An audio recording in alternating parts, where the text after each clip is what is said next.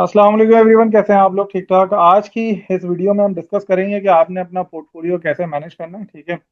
अच्छा देखिए, सबसे पहले स्टार्ट करने से पहले ना एक चीज़ को हम थोड़ा सा डिस्कस कर लेते हैं, जो कि बहुत बार डिस्कशन नहीं होता इस तरह के सेशंस में। वो ये है कि देखिए, हम लोग वेल्थ क्रिएशन के ऊपर तो बात कर रहे हैं, लेकिन वेल्थ क्रिएशन में सबसे इंपॉर्टेंट चीज़ ना आपने ध्यान में रखनी है कि आपने अपने आसपास के लोगों को ना हेल्प करना है। ठीक है। स्पेशली हेल्प करने में अपने जो रिलेटिव्स हैं, अगर आपके भाई हैं उनकी या बहन है उसकी अच्छी इनकम नहीं है, तो सबसे पहले ना उनका हक बनता है आपके ऊपर। ठीक है। अब आपके हो सकता है किसी से कोई क्या नाम है, ज़्यादा बातचीत ना हो या नाराज़गी हो, तो वो अपनी जगह है, लेकिन अल्लाह ताला के पास जब हम लोग जाएंगे ना, तो वो ये सवाल नहीं होगा कि भैया आप नाराज थे, किसने क्या किया था। आपको जो अजर मिलेगा वो आपके अच्छे अमाल पे मिलेगा। तो वेल्थ क्रिएशन के साथ साथ सबसे इंपॉर्टेंट चीज़ ये रखनी है कि आपने ना अपने आसपास वालों की लाजमी हेल्प करनी है, क्योंकि अल्लाह ताला अगर आपको अता कर रहा है तो आपको कोशिश करनी चाहिए ताकि आप अल्लाह ताला की राह में खर्च करें, अच्छी नीयत से खर्च करें। यकीन माने कि जितना ज़्यादा आप अल्लाह ताला की राह में खर्च करेंगे ना, उतना ज़्यादा आपको जो है अल्लाह ताला और नवाजेगा। ये बहुत ट्रायल एंड टेस्टेड चीज़ है। तो इस चीज़ के ऊपर कभी नहीं सोचें कि यार मैं ऐसे लोगों को जानता हूँ, आई डोंट अंडरस्टैंड कि यार क्या उनके माइंडसेट में है। वो जो है वो तीन भाई हैं, चार भाई हैं, अपनी वालदा की जो वो होती है ना दवाई, उसके ऊपर एक दूसरे से बोल रहे होते हैं कि तुम बाय कर लो, तुम बाय कर लो। और माशाल्लाह से तीनों जो है वो अच्छा कमाने वाले हैं। तो अगर इस तरह की जहनीत है ना हम में से, तो उसको फिर पैसे कमाने ही नहीं चाहिए। मतलब ऐसे पैसे का क्या फायदा है कि आप अपने माँ बहन भाइयों को जो है वो हेल्प नहीं कर सकते। ठीक है। तो पहली तो चीज़ ये होगी। अच्छा, तो अब सबसे पहले हम डिस्कस कर लेते हैं एक दो चीज़ें, फिर उसके बाद हम पोर्टफोलियो क्रिएशन के ऊपर जाएंगे। सही है। अच्छा, एक इम्पॉर्टेंट चीज़ जो आप लोगों ने ध्यान में रखनी है ना, मैंने जो डिस्कस की थी आप लोगों से बहुत पहले भी, वो ये है कि आपने जो भी एसेट क्लास में आप इन्वेस्ट कर रहे हैं ना, तो आप उसका ईयरली आरओआई जो जहन में रखें। क्योंकि हम फुल टाइम इन्वेस्टर नहीं है, अगेन जब मैं बात कर रहा हूँ ना आप लोगों के लिए, जो फुल टाइम इन्वेस्टर है, जो काम ही यही करता है, तो उसका ईयरली आरओआई बहुत ज़्यादा भी हो सकता है।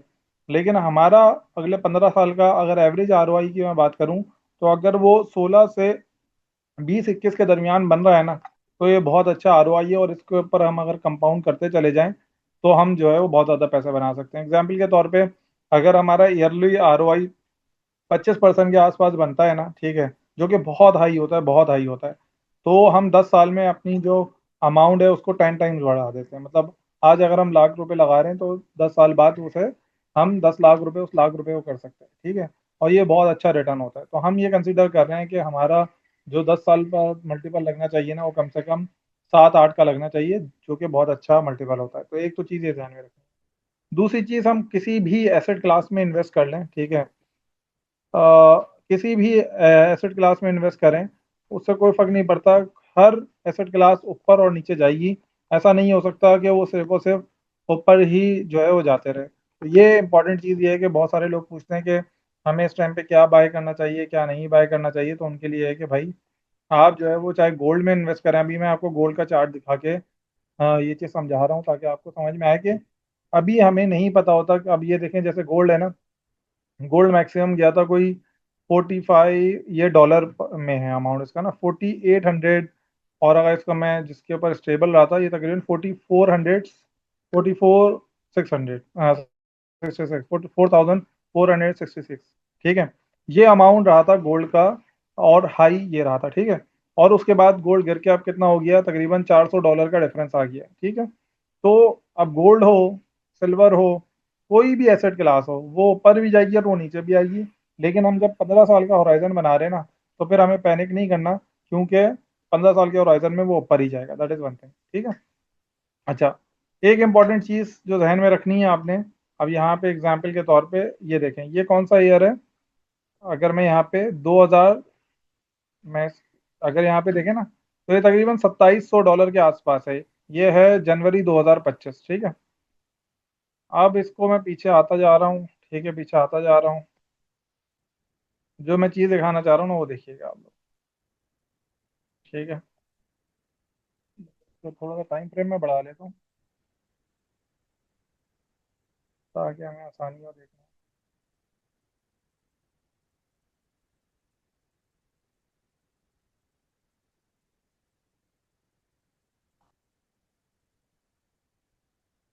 ठीक है, अब एक चीज देखें गोल्ड की ना। अब ये 2020 से पहले चले जाएं तो इसका जो अमाउंट था ना वो तकरीबन $2000 था। और ये $2000 पे ना, तो इसमें चार्ट में ये नहीं दिखा रहा 2020 के पुराना, लेकिन गोल्ड जो है ना वो कोई 5-10 साल ना उसकी जो वैल्यू है ना वो बहुत ज्यादा नहीं बढ़ी। मतलब 2011 में भी वो तकरीबन $2000 के आसपास था, ठीक है। और उसके बाद 2021 तक भी जो है वो इसी के अराउंड था, ठीक है। और फिर उसके बाद वो 2022 में बढ़ना शुरू हुआ, ठीक।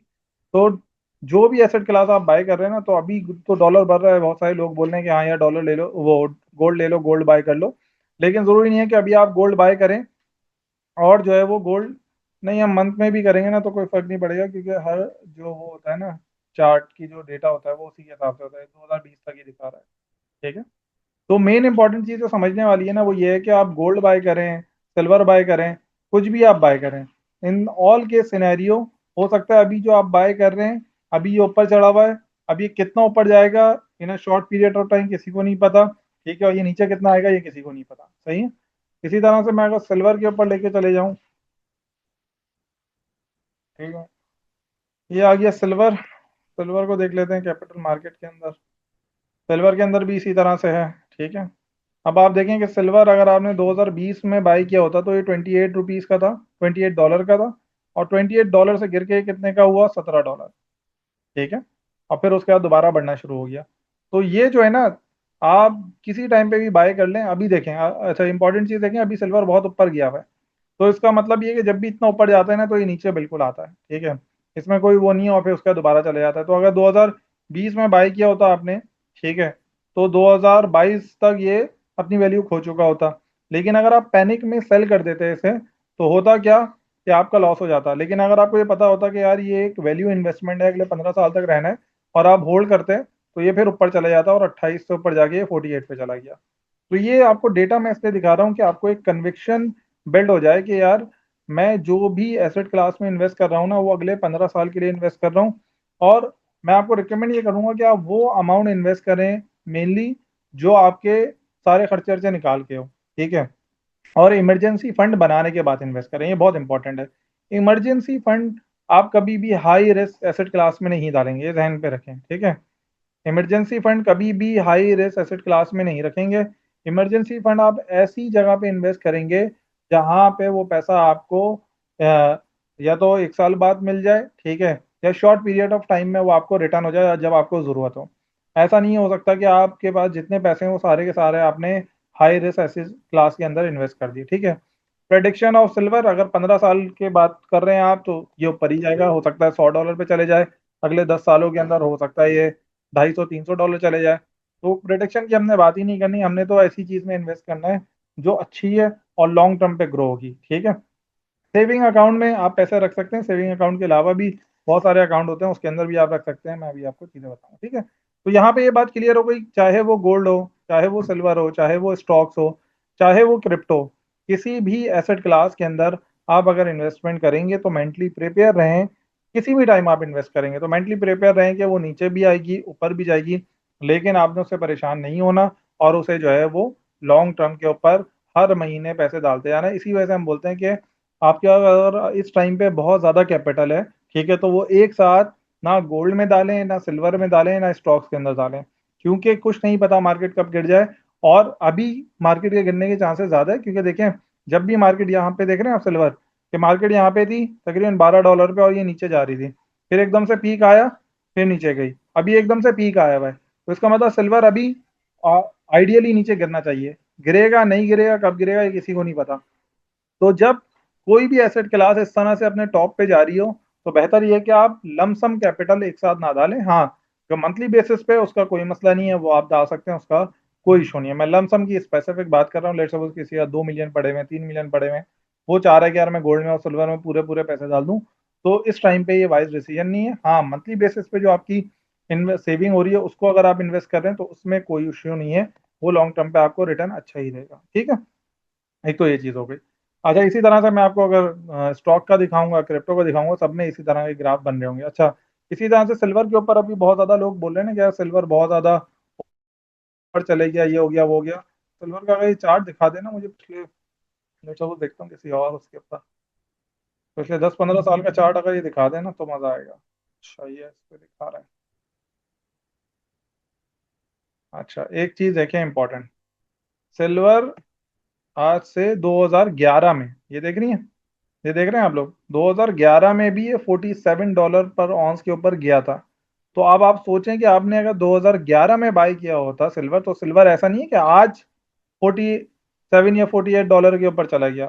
2011 में ये $48 के ऊपर था, और अब जाके इसने इस महीने जो है वो अपनी $48 जो 11, तो इसका मतलब अगर आपने 2011 में बाय किया होता ना सिल्वर, तो 10 साल आपको रुक जाना पड़ना था गोल्ड सिल्वर की प्राइस ऊपर जाने के लिए। तो इसलिए हम मना करते हैं कि जब भी प्राइस अपने ऑल टाइम हाई पे हो, उस टाइम लमसम अमाउंट से ना जाए। अगर आप लेट सपोज जिस बंदे ने 2011 में यहाँ पे अगर सिल्वर बाय कर लिया होता कि यार सिल्वर ऊपर, क्योंकि देखें सेंटीमेंट एग्जैक्टली सेम था।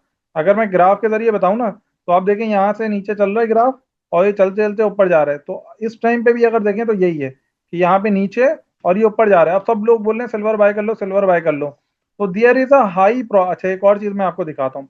ये देख रहे हैं, जब ये सिल्वर अपने टॉप पे था ना, तो ये एक RSI होता है, टेक्निकल चीज होती है। इसके ऊपर मैं सोच रहा हूँ टेक्निकल एनालिसिस के ऊपर एक नेक्स्ट वीक इसके ऊपर सेशन ले लूँ कि टेक्निकली चार्ट्स को कैसे देखते हैं, ताकि आपको वो भी अंडरस्टैंडिंग बिल्ड हो जाए। ठीक है। लेकिन अभी फिलहाल ये RSI होता है। अब ये देखें, ये जब बहुत ज्यादा ऊपर होता है ना, तो ये भी एक टॉप की चीज होती है। अब देखें यहाँ पे भी ये टॉप पे आया हुआ है RSI। ठीक है। तो देयर इज हाई प्रोबेबिलिटी के जो है वो जो आपका सिल्वर है वो नीचे आ सकता है, लेकिन किसी को नहीं पता कि वो आएगा या नहीं आएगा। ठीक। लेकिन दिखाने का रीजन ये है कि आप लोगों का एक कॉन्सेप्ट क्लियर हो जाए कि भाई जब टॉप पे होना चाहिए तो लमसम पैसों के साथ नहीं जाना चाहिए। अब लमसम के साथ क्यों नहीं जाना चाहिए? हाँ ओवरबॉट होता है, इसका मतलब अभी मैं टेक्निकल में नहीं जा रहा ज्यादा, इसलिए मैं उसकी डिटेल में नहीं जा रहा, वरना 1 घंटा जो है वो उसके अंदर ही चला जाएगा मेरा सारा का सारा ना। ठीक है। तो अभी मैं टेक्निकल चार्ट पे ऊपर नहीं जा रहा, अगले टेक्निकल चार्ट पे करेंगे। अच्छा इसके अंदर आप देखें कि लेट सपोज दो मेरे पास ऑप्शन है ना, वन इज कि मेरे पास let suppose 3 million Pakistani rupees है। मैं यहाँ पे 2011 में सेम सेंटीमेंट था कि यार सिल्वर ऊपर जा रहा है, सिल्वर ऊपर जा रहा है, और मैं यहाँ पे 3 मिलियन इन्वेस्ट कर देता। तो अगर मैं यहाँ 3 मिलियन इन्वेस्ट कर देता ना, तो मैं आपको लिख के दे रहा हूँ, मैं खुद भी अगर होता ना, तो मैं इस जगह पे कहीं जाके ना 3 4 5 साल जो है वो वेट करके, क्योंकि आप देखो ये $47 से गिर के कितना हुआ था, 3 मिलियन का मतलब 30 लाख, 30 लैक्स, नॉट 3 लैक्स। ठीक है। अच्छा ये देखें, ये 47 से गिर के कितना हो गया था, $14। इसका मतलब कि 3 टाइम नीचे हो गया था, विच मीन्स कि अगर मैं 3 मिलियन इन्वेस्ट करता यहाँ पे, तो यहाँ पे जाके ये सिर्फ 10 लाख रुपए बचे होते। तो मैं भी अगर होता तो हो सकता है मैं यहाँ पे सेल कर देता पैनिक में आके कि यार मेरे 30 लाख मैंने डाले थे, अब 10 लाख बचे, तो भाई आगे आने वाले वक्तों में और गिर गया तो मेरे पास 5 लाख बचेंगे। तो ये बोलना आसान है कि लॉन्ग टर्म पे 10-15 साल के लिए मैं वेट कर लूं, लेकिन जब आप यहाँ बाय करके जब आपकी वैल्यू 30 लाख से 25 20 और 15 लाख हो जाएगी ना, या 10 लाख हो जाएगी, तो आप में से बहुत सारे उसे बेच देंगे। तो इसलिए मैं बोलता हूँ जब भी मार्केट अपने टॉप की तरफ हो ना, ऑल टाइम हाई पे हो, तो उस टाइम आप लमसम अमाउंट नहीं डालें, आप मंथली डालें। अगर आप मंथली डालते हैं ना, लेट सपोज आपके पास महीने के लेट सपोज आप 10,000 इन्वेस्ट कर सकते हैं, तो अगर 10-10 हज़ार रुपए भी इन्वेस्ट करते हैं ना, तो आपको पैनिक नहीं होता। आप हर महीने करते रहते और आपको जो है वो कोई पैनिक नहीं होता कि यार मेरा अमाउंट जो है वो कम हो रहा है, क्योंकि हर महीने डालते तो आपका एवरेज वैल्यू जो है ना वो एक अच्छी बन जाती है, और इस टाइम पे आप प्रॉफिट में होते हैं। ठीक है। तो अभी भी गोल्ड और सिल्वर का ना यही मसला है कि वो अभी ऑल टाइम हाई पे, नो बडी नोज ये और ऊपर कितना जाएगा। भाई स्पेकुलेशंस हैं बहुत ज्यादा कि और ऊपर जाएगा जाएगा, लेकिन अगर नहीं गया और लमसम आपने पे अमाउंट पे कर दिया तो आपका नुकसान हो जाएगा। तो इसलिए बेहतर ये है कि आप यहाँ पे मंथली बेसिस के ऊपर डालें, लमसम नहीं डालें। ठीक है। इसी तरह से स्टॉक के अंदर भी यही हुआ हुआ है, स्टॉक अभी ऑल टाइम हाई पे चला हुआ है, अपने सारे उसने प्रीवियस जो रिकॉर्ड्स हैं वो तोड़े हुए हैं।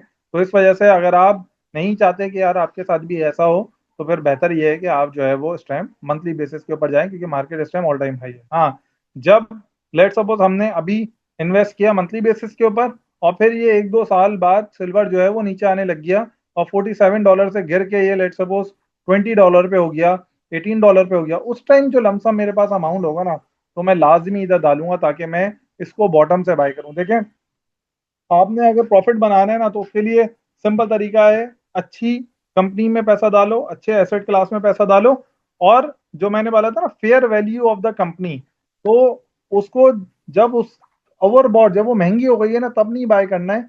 ठीक है, जब वो सस्ती है तब बाय। तो अच्छी एसेट क्लास पहली, और फिर उसकी जो प्राइस है वो प्राइस कम हो। अगर आप अच्छी एसेट क्लास में हाई प्राइस पे बाय कर लोगे तब भी आपको नुकसान होगा। ठीक है, तो ये बहुत इंपॉर्टेंट चीज ये है कि आपने अच्छे एसेट क्लास में इन्वेस्ट करना है, और उसकी जो प्राइस है वो प्राइस आपके कम प्राइस पे आपने बाय करना है। ठीक है, आप अच्छे एसेट क्लास को बाय करोगे लेकिन हाई प्राइस पे बाय कर लोगे तब भी नुकसान है, और अगर बेकार एसेट क्लास में इन्वेस्ट करोगे, ठीक है, और लो प्राइस पे ही बाय कर लोगे तब भी आपको नुकसान है। ये बात क्लियर हो गई? इसमें कोई कंफ्यूजन है? ताकि फिर हम आगे चलें। इसमें कोई कंफ्यूजन है? ओके, जबरदस्त, ठीक है। अच्छा, अब हम आगे चलते हैं। तो ये हो गया, तो ये माइंडसेट बिल्ड कर लें कि हमारा ईयरली आरओआई जो है वो 16 से 20% के दरमियान अगर किसी एसेट क्लास में मिल रहा है ऑन एवरेज 15 साल पे। किसी साल बहुत ज्यादा होगा, किसी साल कुछ कम होगा, लेकिन ऑन एवरेज की बात हो रही है। तो ये मेरे लिए एक अच्छा रिटर्न है, पहली चीज। दूसरी चीज, मुझे अच्छे एसेट क्लास में इन्वेस्ट करना है। और तीसरी चीज ये है कि अच्छी प्राइस पे बाय करना है। तीन चीजें, ठीक। अच्छा, अब इसके बाद सबसे इंपॉर्टेंट चीज ये है कि हमने देखना है एसेट क्लास हमारे पास कौन कौन से हैं। ठीक, तो मैं अगर आ जाऊं यहाँ पे, एसेट क्लास के अंदर गोल्ड है, सिल्वर है, स्टॉक्स हैं। वीपीएस किसी को पता है क्या होता है?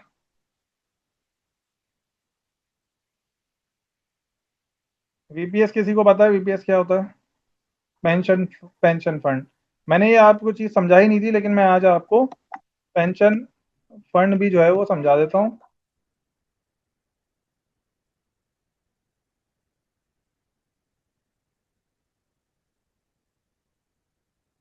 अर्निंग पर शेयर क्या होती है? ठीक है, अच्छा। तो हमारे पास गोल्ड है, सिल्वर है, क्रिप्टो है, स्टॉक्स है, वीपीएस है, एसिड बैक फाइनेंसिंग है। इसके अलावा कोई एसेट क्लास है जो आप लोगों को लगता है कि हमसे मिस हो गई है? रियल एस्टेट में मैं बिल्कुल रिकमेंड नहीं करता लोगों को। बस जो घर रहना है जिस घर में, वो आप कर लें। म्यूचुअल फंड भी लगा लेते हैं हम यहाँ पे, चलें आपके लिए म्यूचुअल फंड। मैं वीपीएस को ज़्यादा प्रेफर करूंगा, म्यूचुअल फंड अच्छा है। इसके अंदर ईटीएफ भी मैंने लास्ट टाइम बता दिया था। तो मैं, क्योंकि वो आप लोग क्योंकि चीज़ों को समझ चुके हैं, तो इसलिए आप लोगों को म्यूचुअल फंड या ईटीएफ में डालने की ऐसा जरूरत नहीं है। लेकिन अभी फिलहाल हम लिख रहते हैं ताकि कमोडिटीज तो वो आ गई ना, नहीं कमोडिटीज में बस आप लोग जो है गोल्ड सिल्वर के अंदर ही इन्वेस्ट करें, वो वोट दो ना पे आपके लिए। बाकी जो है वो आप दूसरी और किसी चीज़ में इन्वेस्ट नहीं करें, वो फिर बहुत ज़्यादा चीज़ आ जाती है। बॉन्ड्स वगैरह में भी इन्वेस्ट करने की जरूरत नहीं है। बॉन्ड्स आपके लिए बहुत ज़्यादा अच्छी चीज़ नहीं है। ठीक है, आप लोग क्योंकि स्टॉक के बारे में एक अच्छी इंफॉर्मेशन, नहीं नहीं डॉलर भी जरूरत नहीं है। ये एसेट क्लास में आपने इन्वेस्ट करना है जो हमने यहाँ पे लिखे हुए हैं। ठीक है, अब इसमें कैसे करना है, इसके लिए सबसे पहले मैं आपको वीपीएस समझा दूं कि वीपीएस क्या है, एसेट बैक फाइनेंसिंग समझा दूं वो क्या है। फिर उसके बाद हम इसका पोर्टफोलियो बनाना शुरू कर देंगे। करेंसी, मतलब करेंसी में भी इन्वेस्ट नहीं करना चाहिए ना, there is no no advantage of investing in the currency. ठीक है, अच्छा, अब समझ ले वीपीएस। वीपीएस क्या होता है? वीपीएस भी एक स्टॉक की तरह का ही होता है। देखें, मैंने ग्रुप के अंदर भी बोला था कि भाई अगर आपने प्लॉट या फ्लैट इंस्टॉलमेंट पे बाय करना है तो बहुत देख के बाय करना है। कराची में या किसी भी जगह पे, जो सोसाइटी बिल्कुल बंजर जगह पे है, वहां पे इंस्टॉलमेंट में प्लॉट नहीं बाय करें। बहुत ज्यादा स्कैम हो रहे हैं। बहुत सारे लोगों के जो है वो पैसे जमा पूंजी वो हर महीने डालते हैं, और जो है वो at the end of the day पता चलता है कि बिल्डर के पास एनओसी नहीं है, बिल्डर भाग गया। तो रियल एस्टेट में तो मैं बोलता हूँ बिल्कुल नहीं इन्वेस्ट करना चाहिए मंथली इंस्टॉलमेंट वाला गेम। जब अल्लाह ताला आपको दे गुंजाइश तो उस टाइम एक अच्छी जगह पे इन्वेस्टमेंट कर लें, अच्छे प्रोजेक्ट्स में इन्वेस्ट कर लें जिनके ट्रैक हिस्ट्री रिकॉर्ड हो, सारी चीज़ें हो। अदरवाइज छोटे छोटे अमाउंट वो आपके ज़ाया ही होंगे, नहीं करें इसको ना। ठीक है, अच्छा, अब इसके अंदर क्या कर लेते हैं, वीपीएस को मैं आपको बता देता हूँ। वीपीएस क्या होता है? वॉलेंटरी पेंशन स्कीम होती है। ठीक है, ये जिस तरह से म्यूचुअल फंड लास्ट टाइम मैंने आप लोगों को समझाया था, तो म्यूचुअल फंड जिस तरह से होता है उसी तरह से आपका जो है वो वीपीएस भी होता है। मतलब वीपीएस को भी कोई ना कोई कंपनी मैनेज कर रही होती है। ठीक है, जिस तरह से म्यूचुअल फंड को कोई ऑर्गेनाइजेशन मैनेज कर रही होती है, तो वीपीएस को भी कोई ना कोई ऑर्गेनाइजेशन मैनेज कर रही होती है। वीपीएस का भी जो ईयरली आरओआई होता है वो 17, 18, 19% के आसपास ही होता है। ठीक है, तो अगर मैं परसेंटेज की इसकी बात करूं तो 16% से कोई 19% के दरमियान ईयरली आरओआई होता है इसका। ठीक है, और ये भी जो है वो कंपनी जिस तरह से मैनेज कर रही होती है कंपनी म्यूचुअल फंड को, उसी तरह से ये भी कर रही होती है। लेकिन ये आपका एक्चुअली रिटायरमेंट प्लान। ठीक है, ये रिटायरमेंट प्लान है। मतलब जब आपकी एज 60 साल होती है ना, उस टाइम पे आपको ये मिलता है। मतलब कि जैसे स्टॉक में आप इन्वेस्ट करते हैं ना, या म्यूचुअल फंड में इन्वेस्ट करते हैं, या ईटीएफ में, तो होता क्या है कि आपने जो अमाउंट आज इन्वेस्ट किया, आप अगर कल निकालना चाह रहे हैं तो आप निकाल सकते हैं, ठीक है। लेकिन वीपीएस में ऐसा नहीं होता। वीपीएस में यह है कि आज आपने अमाउंट डालना शुरू किया, वो एक लॉक इन पीरियड होता है, हर महीने आप डालते रहते हैं, और 60 साल की उम्र में ही आपको जो है वो निकालने देंगे, उससे पहले नहीं निकालने देंगे। तो वीपीएस एक लॉक इन पीरियड होता है। वीपीएस में आपका जो मंथली इंस्टॉलमेंट, मंथली जो आप इन्वेस्टमेंट कर रहे हैं, उसका एक स्पेसिफिक परसेंटेज आपका वीपीएस में लाजमी इन्वेस्टमेंट होनी चाहिए। उसका रीजन मैं आपको बताऊंगा कि देखें, बाकी जो है ना, म्यूचुअल फंड हो गया, स्टॉक हो गया, वो आपको रिटर्न जनरेट करके दे रहे हैं, लेकिन वो कभी भी आप निकाल सकते हैं। तो आप अपनी रिटायरमेंट के लिए ना, अपनी अपनी वाइफ के लिए एक रिटायरमेंट प्लान के तौर पे भी जो है, जैसे फॉर एग्जाम्पल बच्चों की 10,000 रुपये फीस दे रहे हैं ना, 15,000 रुपये फीस दे रहे हैं, तो आप रिटायरमेंट के लिए बोलेंगे यार ये मेरे रिटायरमेंट के लिए, खुदा ना खास्ता कोई भी सिनेरियो होता है ना, तो रिटायरमेंट में मुझे इतने पैसे मिल जाएंगे वीपीएस के थ्रू कि मैं जो है वो अच्छी जिंदगी गुजार सकूंगा, किसी के ऊपर जो है मुझे डिपेंड नहीं करना पड़ेगा। नहीं, वीपीएस इंश्योरेंस की तरह नहीं है। वीपीएस में करते हैं क्या है, जैसे म्यूचुअल फंड में होता है ना, मिजान बैंक का म्यूचुअल फंड है, तो मिजान का ही एक प्रोडक्ट है मुहाफिज के नाम से ना, नेट पे आप सर्च कर लीजिएगा, मैं बल्कि दिखा देता हूँ। वीपीएस मिजान, ठीक है, ये देखें, मिजान मुहाफिज पेंशन फंड। अब इसको खोल के आपको डिटेल पता चल जाएगी, तो उसे पढ़ लीजिएगा। तो मिजान जो मुहाफिज फंड है, उसमें क्या होता है कि ये लोग भी क्या करते हैं, जो 55 ईयर के हो गए उनको वीपीएस में नहीं इन्वेस्ट करना चाहिए, ऐसा फायदा नहीं है। जो 30s के अंदर है, अपने 25 ईयर्स के, मतलब 30s के आसपास है ना, उन्हें इन्वेस्टमेंट करनी चाहिए, उनको ज्यादा फायदा होगा, ठीक है। अच्छा, तो वीपीएस में आपको सबसे बड़ा फायदा क्या होता है, रिटायरमेंट प्लान आपको मिल जाता है, ठीक है। दूसरी चीज, अगर आप वीपीएस में इन्वेस्ट करते हैं तो 20% आपको टैक्स बेनिफिट मिलता है, ठीक है। एक ये बड़ा फायदा होता है। तो आप जिस भी, जैसे मिजान के थ्रू अगर आप करेंगे, तो उसके जब रिप्रेजेंटेटिव से बात करेंगे तो आपको बता देगा कि आपको टैक्स बेनिफिट कैसे मिलेगा। तो 20% का टैक्स बेनिफिट मिलता है, ये सबसे अच्छी चीज है, ठीक है, वीपीएस के अंदर।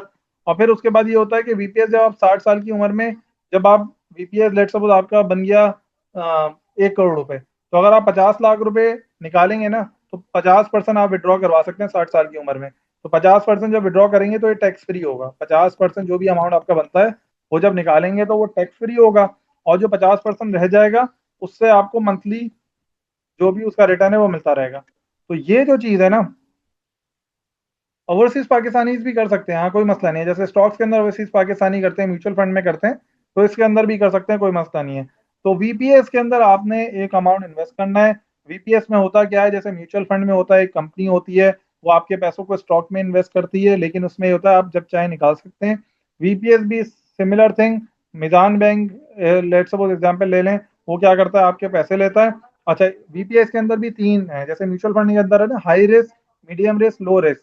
हाई रिस्क में जब आप इन्वेस्ट करते हैं तो म्यूचुअल फंड आपके पैसे जो इन्वेस्ट करता है वो स्टॉक्स में करता है। तो इसी तरह से वीपीएस में जब आप हाई रिस्क सेलेक्ट करते हैं ना, तो वो आपके पैसे जो है वो किस में इन्वेस्ट करता है, वो स्टॉक्स के अंदर ही इन्वेस्ट करता है। तो मैं आपको रिकमेंड करूंगा वीपीएस में आप हाई रिस्क में ही इन्वेस्ट करें, क्योंकि वो लॉन्ग टर्म के लिए आप इन्वेस्ट करें तो ईयरली आरओआई आपका 16 से 19% के दरमियान बन जाएगा, ठीक है।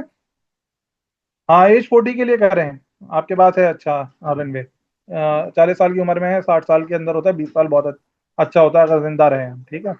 अच्छा, तो एक तो चीज ये हो गई, तो वीपीएस में आपको ये सबसे बड़ा फायदा हो गया। तो वीपीएस में आप इक्विटी फंड में इन्वेस्टमेंट करें तो आपको हाई रिटर्न मिलेगा, सही है। और वीपीएस का सबसे बड़ा फायदा ये है कि आपको एक रिटायरमेंट प्लान मिल जाता है और आप वो पैसे निकाल भी नहीं सकते, ठीक है। तो आप अपनी मंथली इन्वेस्टमेंट का एक अमाउंट डेडिकेटली मंथली बेसिस पे वीपीएस में डालें। तो आपका क्या करता है, जैसे मिजान का तहफ़्फ़ुज़ प्रोग्राम आप ले रहे हैं ना, स्कीम, तो वो आपसे पैसे लेगा, वो आपसे पैसे लेने के बाद वो पैसे स्टॉक में इन्वेस्ट करेगा आपके बिहाफ के ऊपर, और जो भी रिटर्न जनरेट होता रहेगा वो आपके हर साल जो है वो बढ़ता चलता जाएगा, और कंपाउंडिंग होती चली जाएगी, होती चली जाएगी, और 60 साल की एज में एक आपको एक अच्छा रिटर्न मिलेगा। आप ये समझ लें कि एक कमेटी फॉर्म की है जो आपकी 60 साल में खुलेगी, और 60 साल में जब आपकी कमेटी खुलेगी वो कंपाउंड होके खुलेगी। तो ये बहुत जबरदस्त चीज है। ये अगर इंतकाल हो जाए तो आपकी फैमिली को मिल जाता है, जिस तरह से नॉर्मली दूसरी ऑर्गेनाइजेशन नहीं होती, उनमें होता है कि अगर आप मर जाए तो आपकी फैमिली को मिल जाता है, तो उस तरह का प्लान होता है, ठीक है। लेकिन आप जब इसको खोल रहे होंगे तो जो भी रिप्रेजेंटेटिव होगा, जिस भी कंपनी से आप खोल रहे हो, मिजान एक अच्छी कंपनी है, मिजान के ऊपर जाएं आप, यहाँ पे इनके फॉर्म वगैरह मौजूद होंगे, इसको जाके फॉर्म को फिल कर लें, और वो आपके रिप्रेजेंटेटिव असाइन हो जाएंगे, और वो आपको गाइड कर देंगे, सारी चीज़ें यहाँ पे पूरी डिटेल्स मौजूद है, ठीक है। तो बताने का मकसद ये है कि आपकी नॉलेज में हो ये चीज़। जरा चले जाएं आप लोग। ठीक है,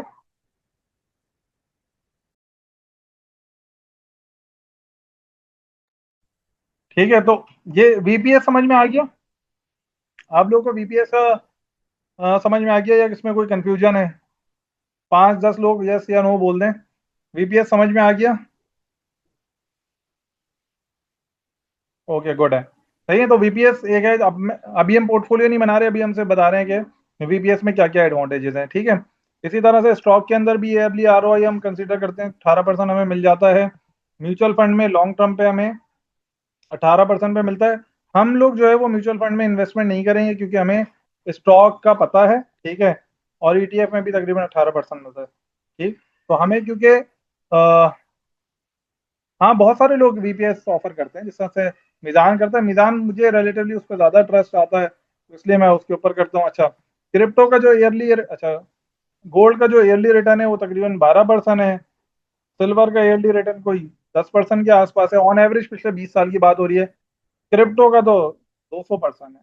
ठीक है, if you know how to run crypto. ठीक है, लेकिन जस्ट एसेट बैक फाइनेंसिंग जो है, इसका ईयरली रिटर्न कोई 16 से 18%।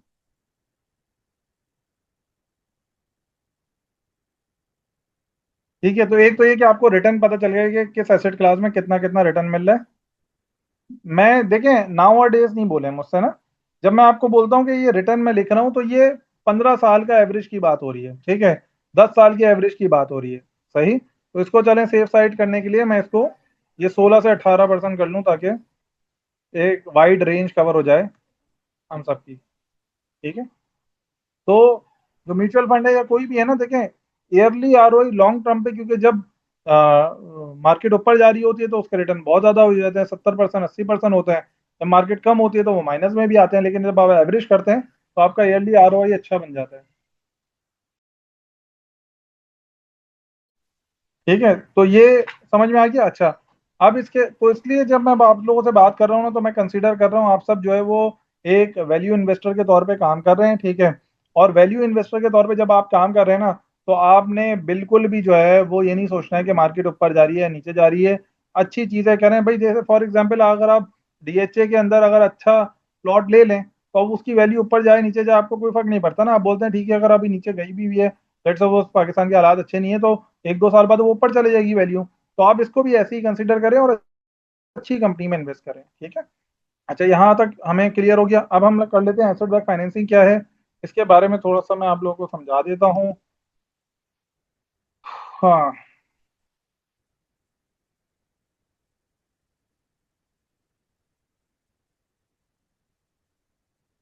ठीक है। एसेट बैक फाइनेंसिंग क्या होती है, इसको अगर मैं एक वीडियो इस लिंक के ऊपर चले जाएंगे तो इस वीडियो में डिटेल है, लेकिन मैं आप लोगों को फिर भी समझा देता हूँ कि एसेट बैक फाइनेंसिंग है क्या।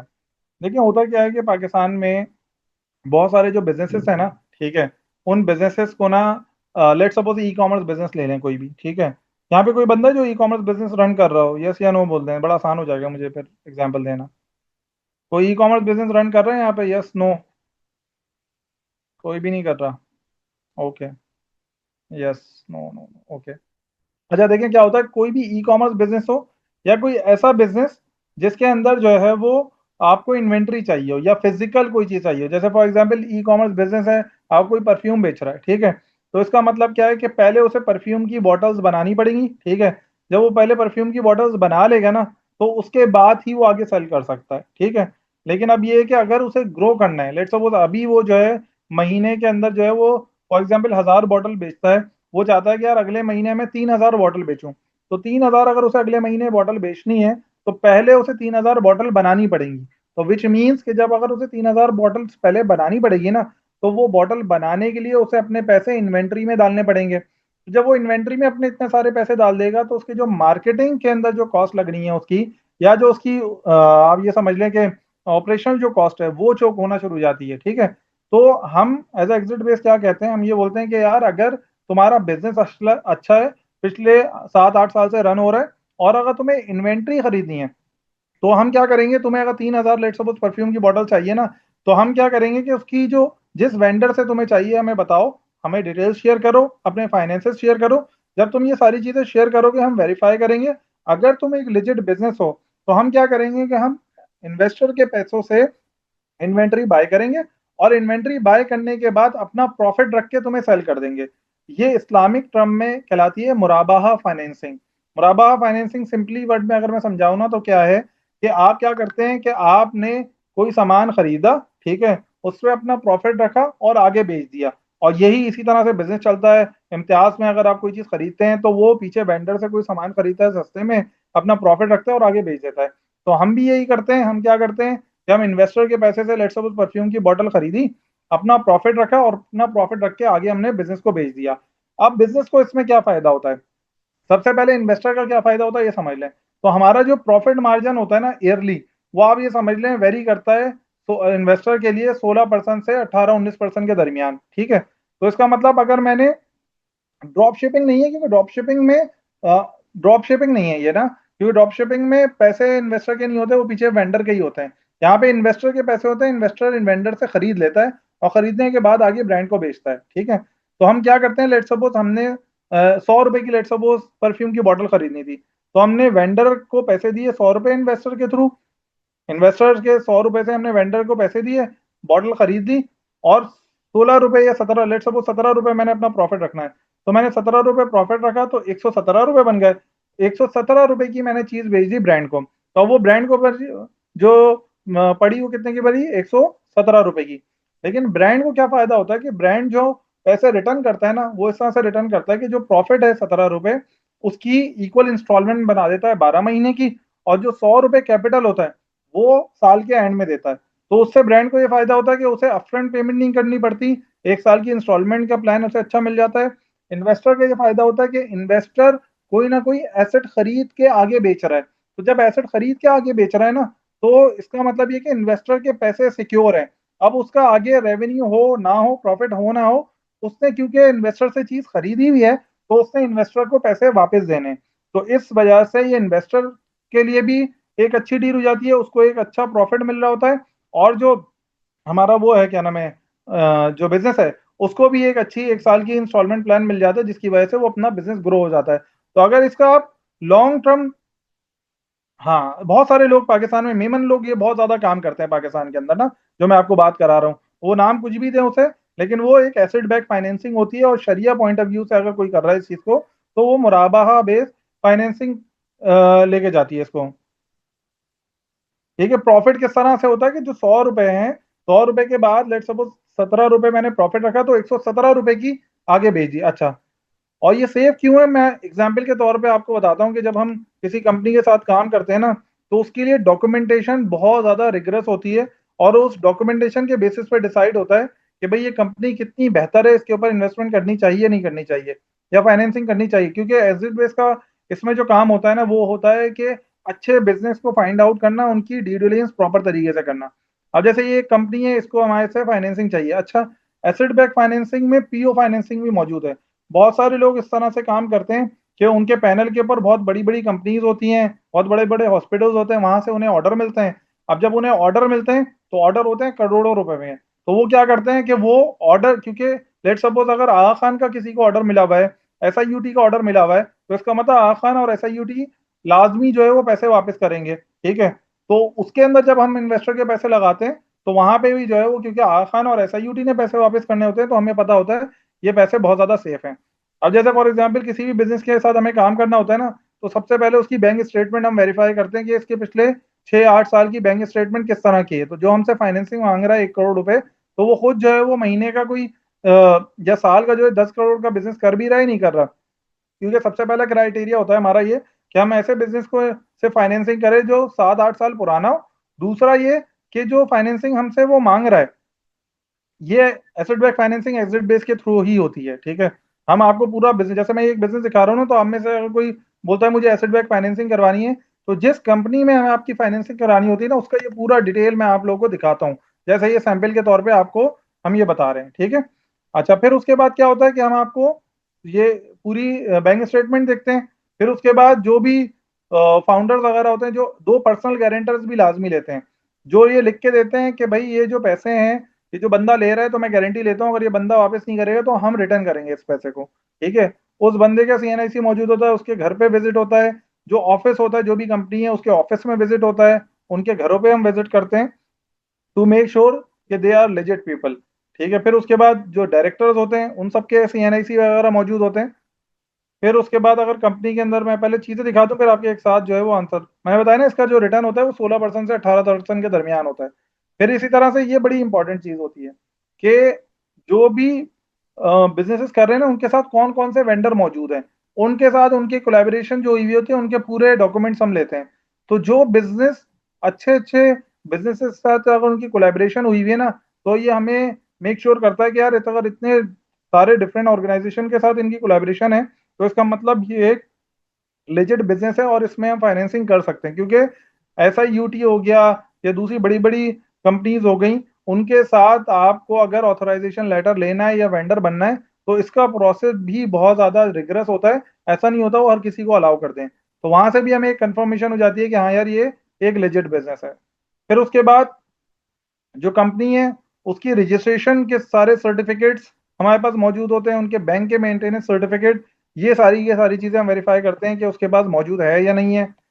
फिर उसके बाद आ जाए जो पीओज मौजूद है उनके, वो पीओज, अब जैसे ये कंपनी है तो इसके SIUT के पीओ मौजूद है इनके पास। ठीक है, SIUT हम सबको पता है कि बहुत ही ज्यादा, पीओ मतलब परचेज ऑर्डर। ठीक है, मतलब अगर हम जो उससे सामान खरीदना है तो सामान खरीद के किसको देना है, तो अगर सामने जिसको देना है वो कंपनी अच्छी है, तो वहां से भी एक लेजिटिमेसी क्रिएट होती है कि हाँ ये एक अच्छा बिजनेस है, तभी इनको जो है वो कर रहे हैं लोग। ठीक है, फिर उसके बाद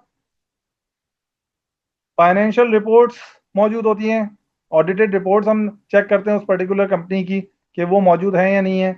सही है, फिर उसके बाद प्रीवियस जो अभी के पीओ मौजूद है वो, और प्रीवियस जो पीओज हैं उनको भी हम जो है वो चेक कर रहे होते हैं कि हाँ यार उनके पीओज मौजूद हैं या नहीं है। सही है, और profit and loss statement check करते हैं, इसी तरह से उनके टेनेंसी एग्रीमेंट, कि जिस जगह पे उसका ऑफिस है वहां का टेनेंसी एग्रीमेंट, यूटिलिटी बिल, और एक तस्दीक ऐप होती है जिससे हमें ये पता चल जाता है, जो कि गवर्नमेंट की काइंड ऑफ ऐप है, उससे हमें ये पता चल जाता है कि इस बंदे ने कहीं और से लोन वगैरह तो नहीं लिया हुआ। तो ये सारी चीजें वेरिफिकेशन के बाद ही किसी कंपनी को हम ऑनबोर्ड करते हैं, अदरवाइज हम किसी कंपनी को ऑनबोर्ड करते ही नहीं है। सही है, तो इससे जो सवाल है ना कि भाई इसके अंदर जो है प्रॉफिट एंड लॉस स्टेटमेंट इसलिए फोर्ज नहीं हो सकता कि उसकी बैंक स्टेटमेंट भी मेरे पास मौजूद है ना।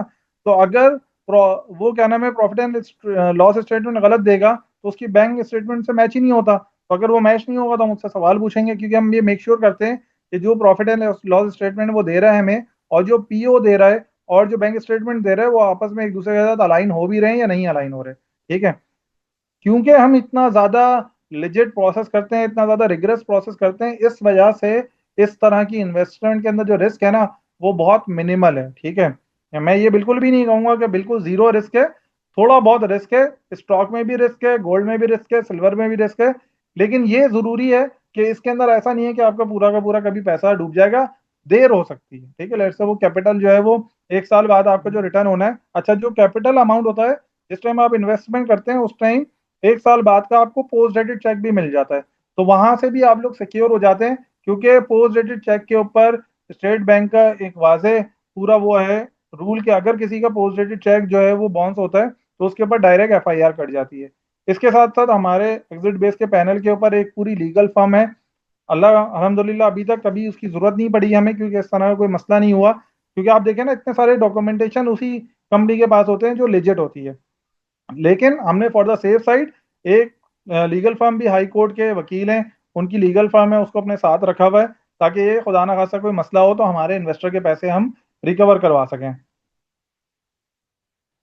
रिकवरी तो किसी में भी नहीं है, रिकवरी जो है वो आपके स्टॉक के अंदर भी नहीं है पैसे अगर डूब जाएं। ठीक है, तो रिकवरी तो गोल्ड के अंदर भी नहीं है अगर उसके अंदर पैसे आपके नीचे हो जाएं। तो पैसे नीचे ऊपर हर एसेट क्लास में होंगे, मेंटली तौर पे रहें।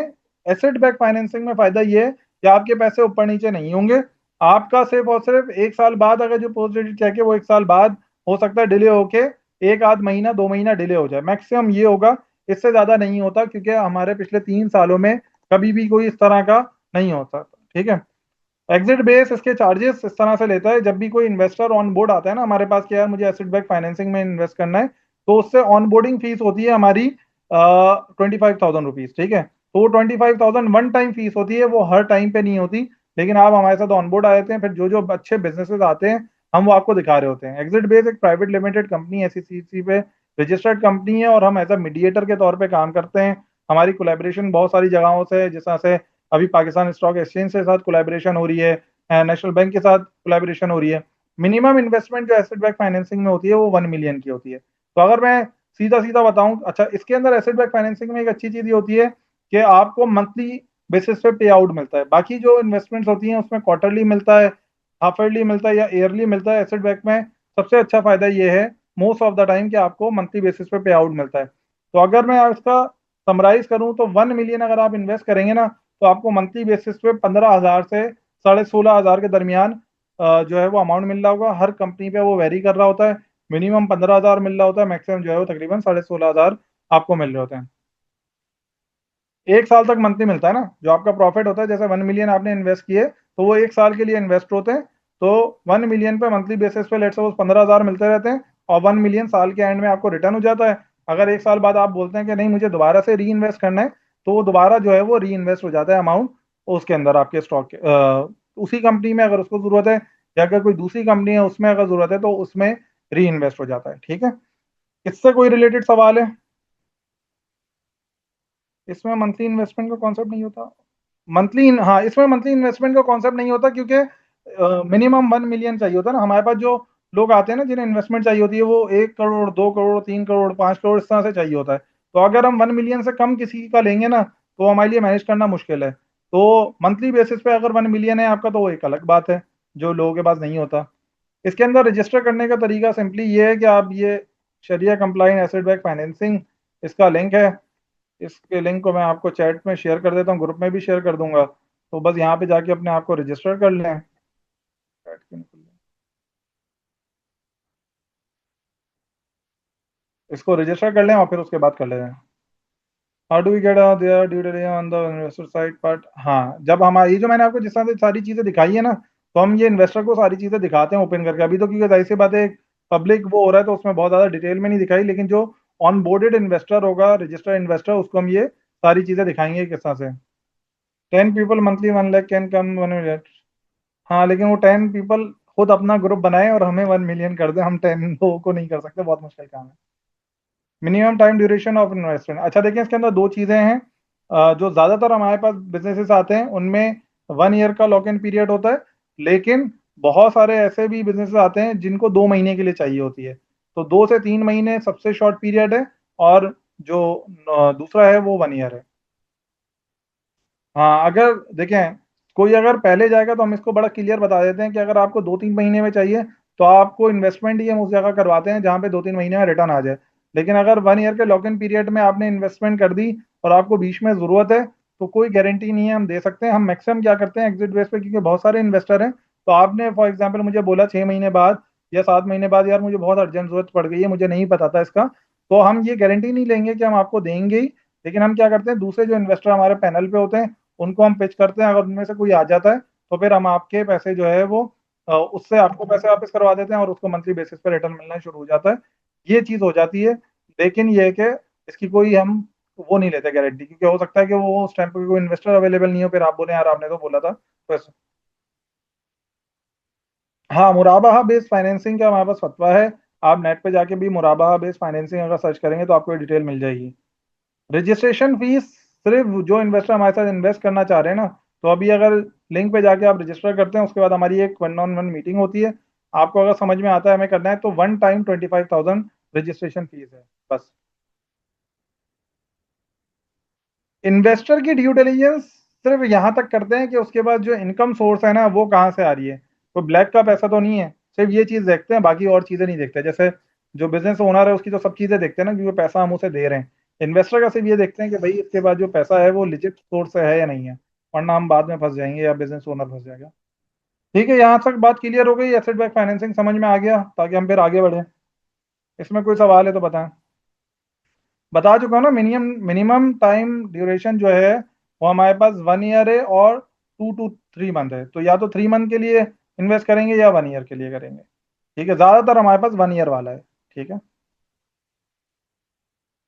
म्यूचुअल फंड वगैरह नहीं है ना। देखिए हम क्या करते हैं, हम रजिस्टर्ड कंपनी में इन्वेस्टमेंट्स करवाते हैं आपकी, और आपके पैसे डायरेक्ट उस कंपनी में जाते हैं और आपको रिटर्न भी उस कंपनी से आ रहा होता है।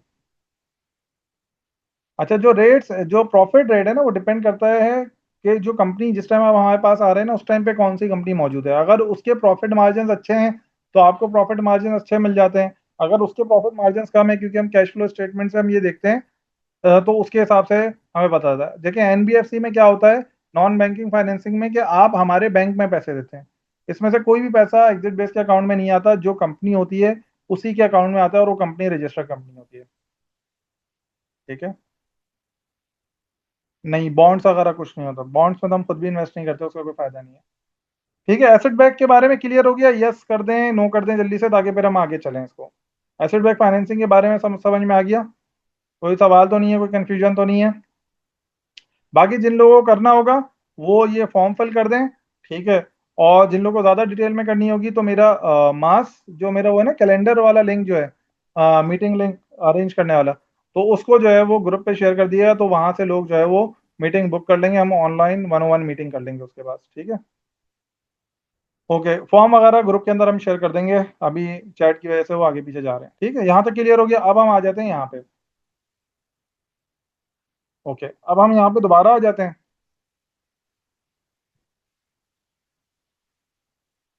हाँ, ये बड़ा अच्छा सवाल है। ये 101 में मैं आपको बताऊंगा डिटेल में। ठीक है, देखिए बैंकिंग जो है ना, वो कोलेटरल के बगैर पैसे नहीं देती। जो बैंक है, एक तो उसका प्रोसेस टाइम बहुत ज़्यादा है, और वो कभी भी, अगर आपके पास रियल एस्टेट नहीं है ना, तो वो आपको, या कोई इस तरह की चीज़ नहीं है, तो वो आपको पैसे नहीं देगी। तो ये सबसे बड़ा रीज़न है। उसका जो प्रोसेस है वो बहुत ज़्यादा उन्होंने ना अननेसेसरी, जैसे आप लोग अभी अकाउंट खुला रहे हैं ना गेट रेट में, 2-2 3-3 हफ्ते सिर्फ अकाउंट खुलने में लग रहे हैं, तो सोचिए जब पैसे लेने जाएंगे तो आपके साथ क्या होगा। तो इस वजह से वो प्रोसेस इतना ज़्यादा उन्होंने अनफॉर्चुनेटली ख़राब बनाया हुआ है। हमारे, मैं आपको बताता हूँ कि एग्जिट बेस के बैंक जो बहुत ज़्यादा, जिन्हें 10 करोड़ रुपए की फाइनेंसिंग चाहिए होती है ना, तो हम फिर अपने रिटेल इन्वेस्टर से नहीं दिलवाते। हम नेशनल बैंक के साथ हमारी कोलैबोरेशन हुई हुई है, वहाँ से दिलवा देते हैं। तो लेकिन बैंक से हमारी कोलैबोरेशन है, हमें पता है किस तरह से तैयार करना है, तो हम करवाते हैं। उसमें भी डायरेक्ट बिजनेस क्यों नहीं जाता उसके पास, क्योंकि वो इतने ज़्यादा घुमाते हैं, चक्कर देते हैं, तो बोलते हैं यार आपके थ्रू ही हम चले जाते हैं। ठीक है। अच्छा, अब हम यहाँ पे आ जाते हैं सबसे पहले हमारी पोर्टफोलियो क्रिएशन के अंदर। ठीक है। सबसे पहले तो हम ये कर लेते हैं आपकी जो मंथली इनकम है। ठीक है। लेट्स सपोज अभी मैं 1 लाख रुपए लेके चल रहा हूँ, just for the simplicity, calculation आसान हो जाती है, फिर आप लोगों ने अपने हिसाब से करना है, ये शीट वगैरह भी शेयर हो जाएगी। लेट्स सपोज मंथली इनकम आपकी अगर ये है, तो आपने 50% आपने डाल दिया किसके अंदर?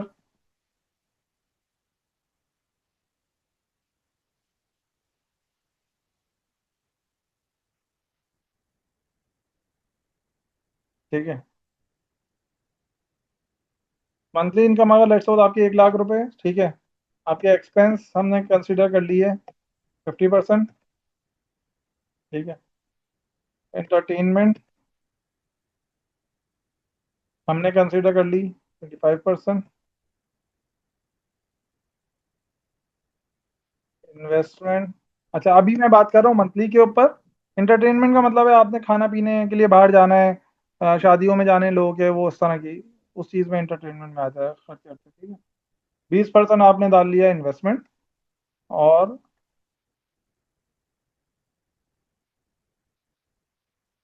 7 के पे आपने डाल लिया 5%। ये मेरी रिकमेंडेशन है कि आप लोगों को करना चाहिए, रिस्पेक्टिव ऑफ क्या आप अमाउंट क्या बना रहे हैं। मैं आपको, यकीन करें, अगर आप ये काम करेंगे ना, हर महीने आपकी इनकम में से 5% सत्ते की नीयत से देंगे, आपको बहुत ज़्यादा फायदा होगा। अच्छा, ये डॉलर ये लगता है। ठीक है।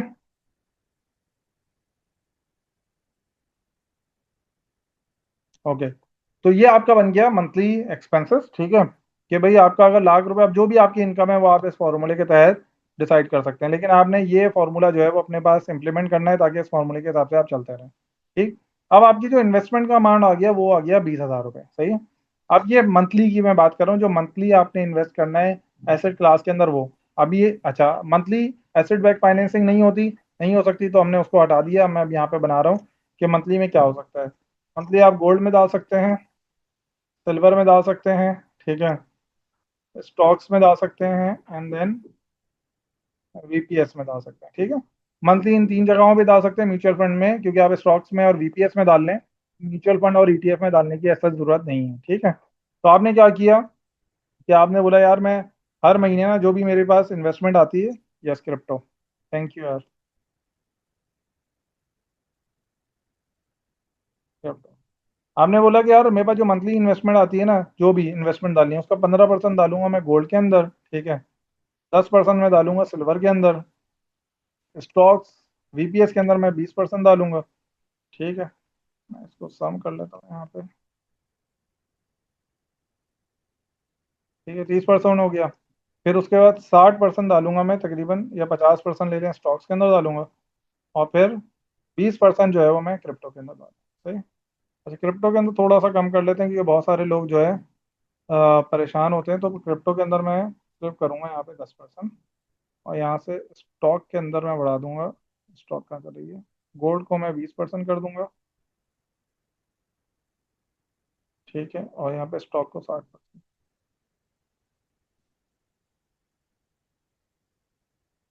ठीक है। तो मंथली बेसिस के ऊपर जो आप डाल लेना अमाउंट, वो आपको इस रेशो में डालना चाहिए, ठीक है। इसका मतलब क्या हुआ कि अगर आपके पास ये चीज़ है, तो आपने क्या करना है कि इसको इस तरह से मल्टीप्लाई कर लिया। 120 कैसे हो गया सबका, ओके सॉरी, मैंने फॉर्मूला लगाया था उसमें उसने दिया नहीं।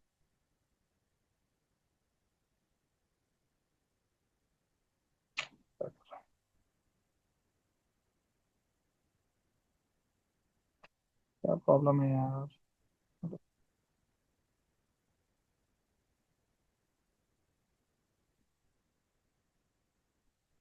ठीक है। अच्छा, इसके अंदर अब मुझे मुझे इसमें से,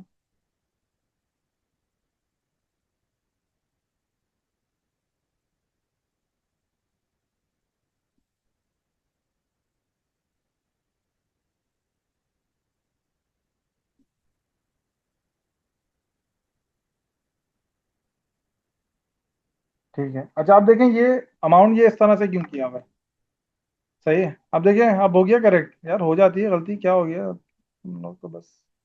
ठीक है। अच्छा देखें, गोल्ड और सिल्वर, इसमें आपने मंथली बेसिस पे जब आपने 25% अपना डाल दिया ना, तो इसका मतलब क्या हुआ कि आपका 25% पैसा जो है वो एक सेफ हेवन के अंदर गया हुआ है। अच्छा, ये सारी एसेट क्लास में मैंने क्यों डाला हुआ है, उसका सबसे बड़ा रीजन ये है कि आपको ना कभी फोमो नहीं हो, यार मैंने इस जगह पे इन्वेस्टमेंट नहीं की हुई, इस जगह से इन्वेस्टमेंट की हुई। बहुत बार क्या होता है, या दूसरी एसेट क्लास आप बढ़ते हुए देख रहे होते हैं ना, तो आपको जो है वो टेंशन हो रही होती है। और एक और चीज क्या होती है इसके साथ साथ कि एक तो टेंशन के अलावा जो सबसे इंपॉर्टेंट चीज है ना, वो ये है कि होता ये है कि जब crypto most of the time बढ़ रही होती है ना, तो आपका गोल्ड नीचे आ रहा होता है, ठीक है। या स्टॉक ऊपर बढ़ रहा होता है तो गोल्ड नीचे जा रहा होता है, या अगर गोल्ड ऊपर जा रहा है तो स्टॉक नीचे आ रहा होता है। तो इस तरह से ये ना वेरिएशन चल रही होती है। तो इस तरह की एलोकेशन से फायदा ये होता है कि कोई भी मार्केट की डायनेमिक्स हो, आपको positive he most of the time जा रहे होते हैं, ठीक है। लेकिन यह बहुत ज्यादा नेगेटिव आपका पोर्टफोलियो नहीं जाता, ठीक है। स्टॉक के अंदर मैंने आपका 20%, 50% इसलिए रखा है क्योंकि स्टॉक की आपको इन्फॉर्मेशन है, स्टॉक में रिटर्न अच्छे आते हैं, ठीक है। 25% इसलिए रख लिया गया, चलो सेफ साइड के लिए आपका एक अमाउंट सेफ हेवन जोन के अंदर जा रहा है। क्रिप्टो के अंदर 10% इसलिए रखा है कि बहुत सारे लोगों का रिस्क एपेटाइट बहुत ज़्यादा अच्छा नहीं होता। लेकिन ऑनेस्टली स्पीकिंग, मैं 15 साल के ऊपर होराइजन पे बात करूँ ना, तो there is no risk in investing in crypto, ठीक है। इसी तरह से वीपीएस पे 15%, ताकि आपका लॉन्ग टर्म पे जो है वो फायदा हो जाए, ठीक है।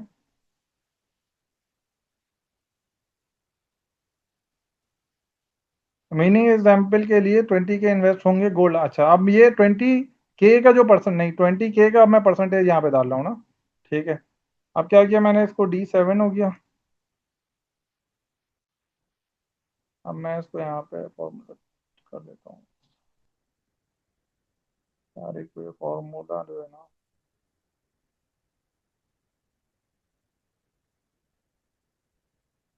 वही ना। अब सही लगा है, यस। ठीक है, अब सही है फॉर्मूला।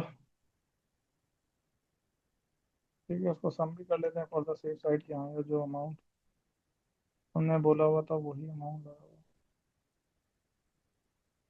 ठीक है, तो इसका मतलब जो है, हाँ मैं अभी बताऊंगा क्रिप्टो के अंदर शरिया कंप्लाइंट है या नहीं है इसके ऊपर। मुफ्तियाने कराम की डिफरेंट राय, ठीक है। तो ये 20,000 रुपये हो गया। अब आपका जो भी मंथली है वो आपने इस प्रॉफिट में डालना है। उससे आपका आ जाएगा कि मंथली बेसिस के ऊपर जो 20% है वो आपने इन्वेस्ट करना है। जो भी इन्वेस्ट करना है उसको इस रेशो में जब आप डिवाइड कर देंगे तो आप मंथली बेसिस के ऊपर ये इन्वेस्ट करते रहें, ठीक है। तो सबसे यहाँ तक बात समझ में आ गई। इस ये जो पोर्टफोलियो आपका अभी बना है ना,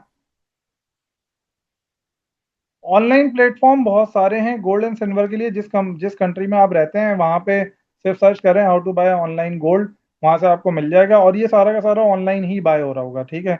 ओवरसीज पाकिस्तानियों के लिए तो और ज्यादा आसान है ऑनलाइन गोल्ड बाय करने का तरीका, ठीक है। ईटीएफ मौजूद होते हैं, ठीक है। वहां पे गोल्ड के ईटीएफ भी मौजूद हैं। लेट सपोज अगर बाइनेंस के थ्रू आप बाय करना चाह रहे हैं, फिजिकल गोल्ड आप बाय नहीं कर सकते ना इस अमाउंट में।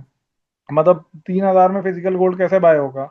सिल्वर तो शायद 2,000 में कुछ ना कुछ बाय हो जाए। तो जो पाकिस्तान में रह रहे हैं उनके लिए सिर्फ तरीका ये है कि भाई वो गोल्ड जो है वो क्या करें, जो एयर वाई सहूलत है उसका कार्ड बनाएं, हर महीने 3-3 हज़ार का बाय करते रहें।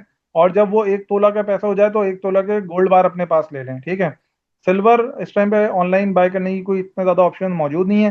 तो अगर लेट से वो सिल्वर का कोई ऑप्शन नहीं मिलता है तो बजाय सिल्वर को आप हटा दें, ये 3,000 प्लस 2,000 5,000 आप जो है वो गोल्ड में हर महीने बाय करते रहें एयर वाई से। और जैसे ही 1 तोला के करीब वो आपका मौजूद 1 तोला बने, आप उसका उससे गोल्ड बार ले लें। फिर उसके बाद दोबारा हर महीने 5,000 डालते रहें, जैसे ही 1 तोला के पैसे हों तो आप जो है वो उसे गोल्ड बार में कन्वर्ट कर लें। तो पाकिस्तान में गोल्ड और सिल्वर में तो आप इस तरह से इन्वेस्ट कर सकते हैं। स्टॉक में 10,000 रुपये आपने इन्वेस्ट करने हैं, ठीक है। वीपीएस के अंदर 3,000, वीपीएस के लिए आपने अकाउंट खुलाना है मिजान में या दूसरे कोई भी जो वीपीएस स्कीम प्रोवाइड कर रहा है। मिजान मुझे बहुत ज़्यादा रिलायबल लग रहा है, इसलिए मैं हर जगह मिजान की ही तारीफ करता हूँ। जैसे मुझे कंपनीज में सिस्टम अच्छी लगती है तो मैं हमेशा सिस्टम की वही देता हूँ ना। मेरा मिजान में शेयर, मतलब शेयर तो खैर दोनों में ही है। मैं ये भी नहीं बोल सकता कि यार मैंने शेयर नहीं बाय किया हुआ, लेकिन छोटे से शेयर बाय किया हुआ है, ठीक है। अच्छा, क्रिप्टो के लिए आपने बाइनेंस के ऊपर, BINANC, बाइनेंस के ऊपर आपने अकाउंट बनाना है। वहां से अकाउंट बना लेंगे आप लोग तो एक दो वीडियोस मैं शेयर कर दूंगा वहां पे ग्रुप के अंदर के बाइनेंस के थ्रू आपने कौन कौन से बाय करने हैं। अच्छा, बाइनेंस के अंदर आपने क्या करना है, अब मैं यहाँ पे आ जाता हूँ थोड़ा सा ना, कि 10% बाइनेंस के अंदर आपने इन्वेस्ट करना है। तो बाइनेंस में आप लोगों ने जो अभी इन्वेस्ट करना है ना, सिर्फ और सिर्फ वो ईटीएच वो ईटीएच और बीटीसी में ही इन्वेस्ट करना है, ठीक है। तो इसका मतलब क्या हुआ कि आपने आपने इसका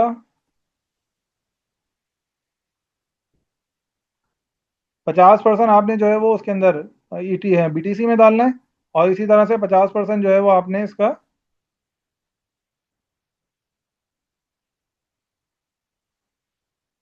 ठीक है। तो बीटीसी और ईटीएच के अलावा आपने फिलहाल किसी में नहीं करना। किसी की अगर इंफॉर्मेशन है कि किस तरह से होता है क्या होता है, जो रिसर्च करता है वो बीटीसी और ईटीएच के अलावा किसी और कॉइन्स में डाल दे। लेकिन बीटीसी और ईटीएच एक जिस तरह से गोल्ड है ना, इसी तरह से बीटीसी और ईटीएच ही है, ठीक है। तो इसमें हर महीने आप 1-1 हज़ार रुपये, अगर 20,000 आपका मंथली सेविंग है तो हर महीने जो है वो आप 1-1 हज़ार रुपये, 1,000 ईटीएच में डालें बाइनेंस में अकाउंट बनाने के बाद, और 1,000 जो है वो आप ईटीएच में, और ये अगले 15 साल तक डालते रहें।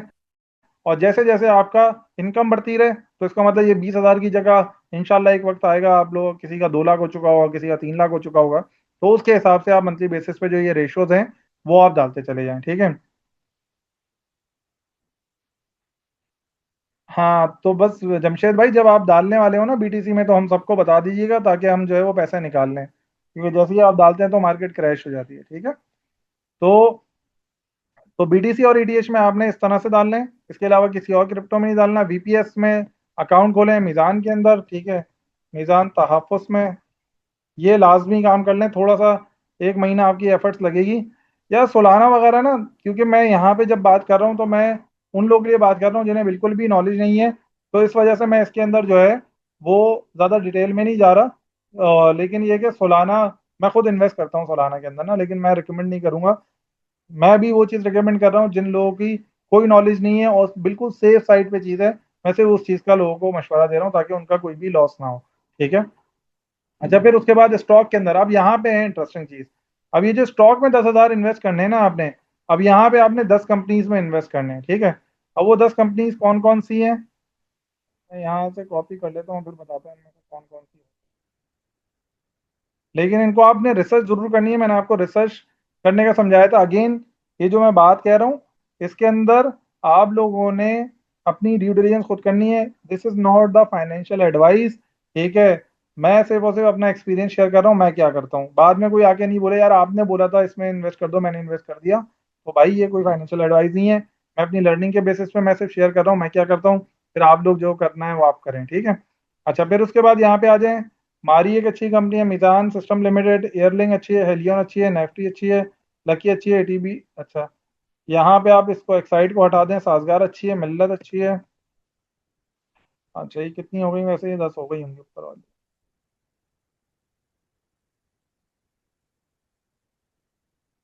यार ये मैं एयरलिंक को ना हटा देता हूँ, ये शरिया कभी आ जाती है कभी भाग जाती है, इसका बड़ा मसला है एयरलिंक का। थोड़े दिन पहले ये आ गई थी, ठीक है। मैंने एयरलिंक हटा दी, एयरलिंक अच्छी कंपनी है लेकिन शरिया की वजह से मैं इसको हटा रहा हूँ सर। क्योंकि ये इससे पहले भी शरिया हो गई थी फिर चली गई थी, तो इसी वजह से मैंने रेड भी किया, बता आप लोग को याद होगा। बस ये जो कंपनीज है ना इसमें एक एफएफसी में ऐड करूंगा। ये अच्छी कंपनी है, रिटर्न अच्छे देगी, ठीक है। बस सही है।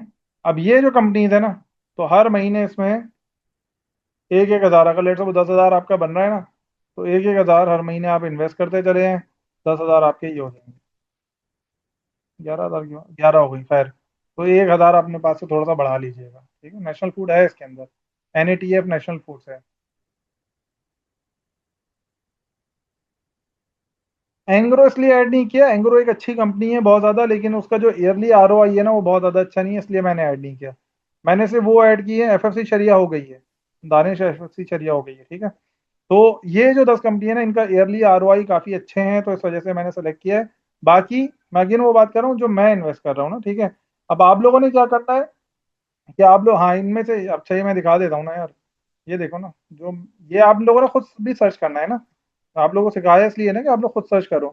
तो अब आप यहाँ से देखो, यहाँ पे आप देखो मैंने क्या किया हुआ है, डिविडेंड एंड बोनस, हमारी डिविडेंड एंड बोनस देती है, ठीक है। फिर उसका सिस्टम देती है, मीजान बैंक देता है, एयरलिंक देती है, एलियन जो है वो बोनस नहीं देती लेकिन डिविडेंड देती है कंसिस्टेंटली, एनएटीएफ डिविडेंड और वो दोनों चीज़ें देती है, डीसीआर एक अच्छी कंपनी है, वो डिविडेंड देती है कंटिन्यूसली, बोनसेस ऐसा सच नहीं देती।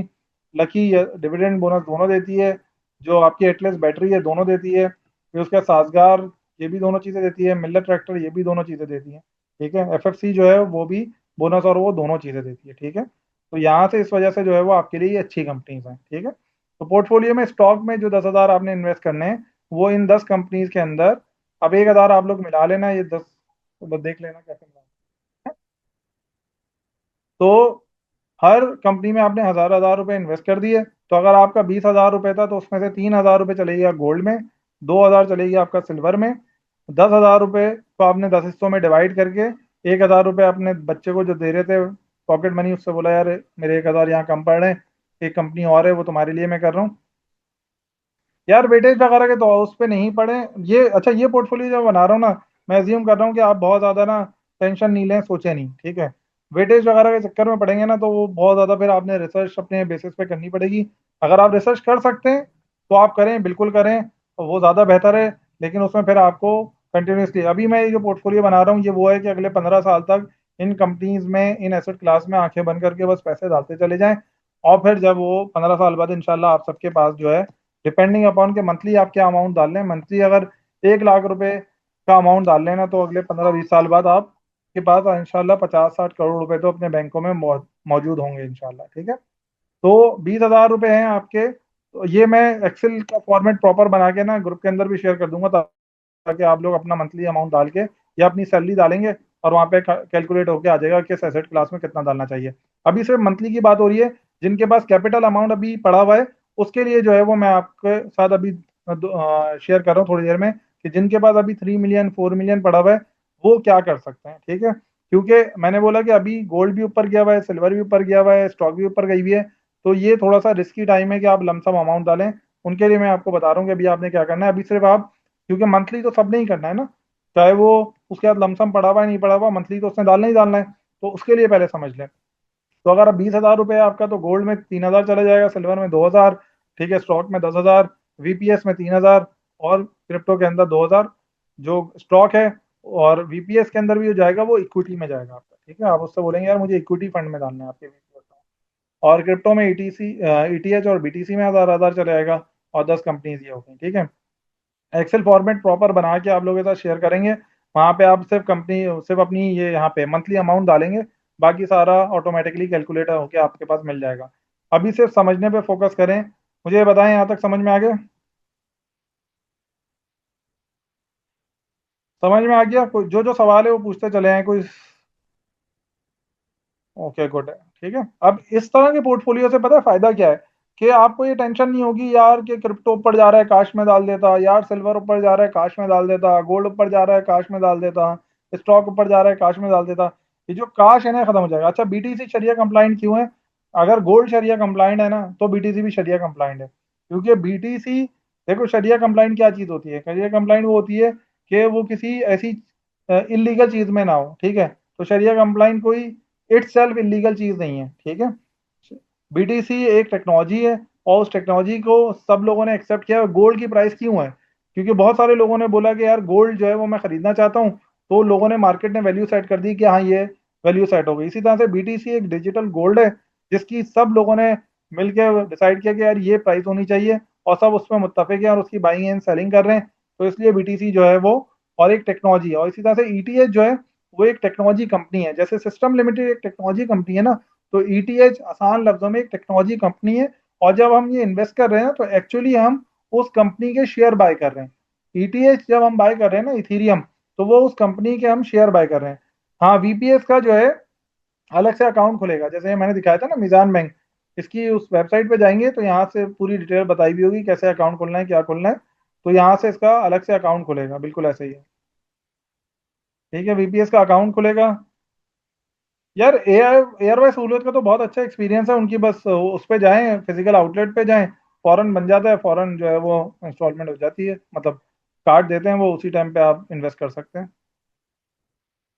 एयरवाई सहूलियत तो बहुत अच्छा है, बस लेकिन ये कि जैसे ही एक तोला हो फौरन गोल्ड ले लें, लॉन्ग टर्म पे नहीं रखेंगे। 10-20 तोला जो है वो आपने उनके अकाउंट में छोड़ा हुआ है। और कोई सवाल जल्दी जल्दी से सवाल पूछने, ताकि जिनके पास लमसम अमाउंट है उसके ऊपर भी एक डिस्कशन हो जाए। टाइम क्या हो गया? ओहो, 4:12 हो गए, जल्दी बताएं। तो लाहौर में भी है एयरवाई का?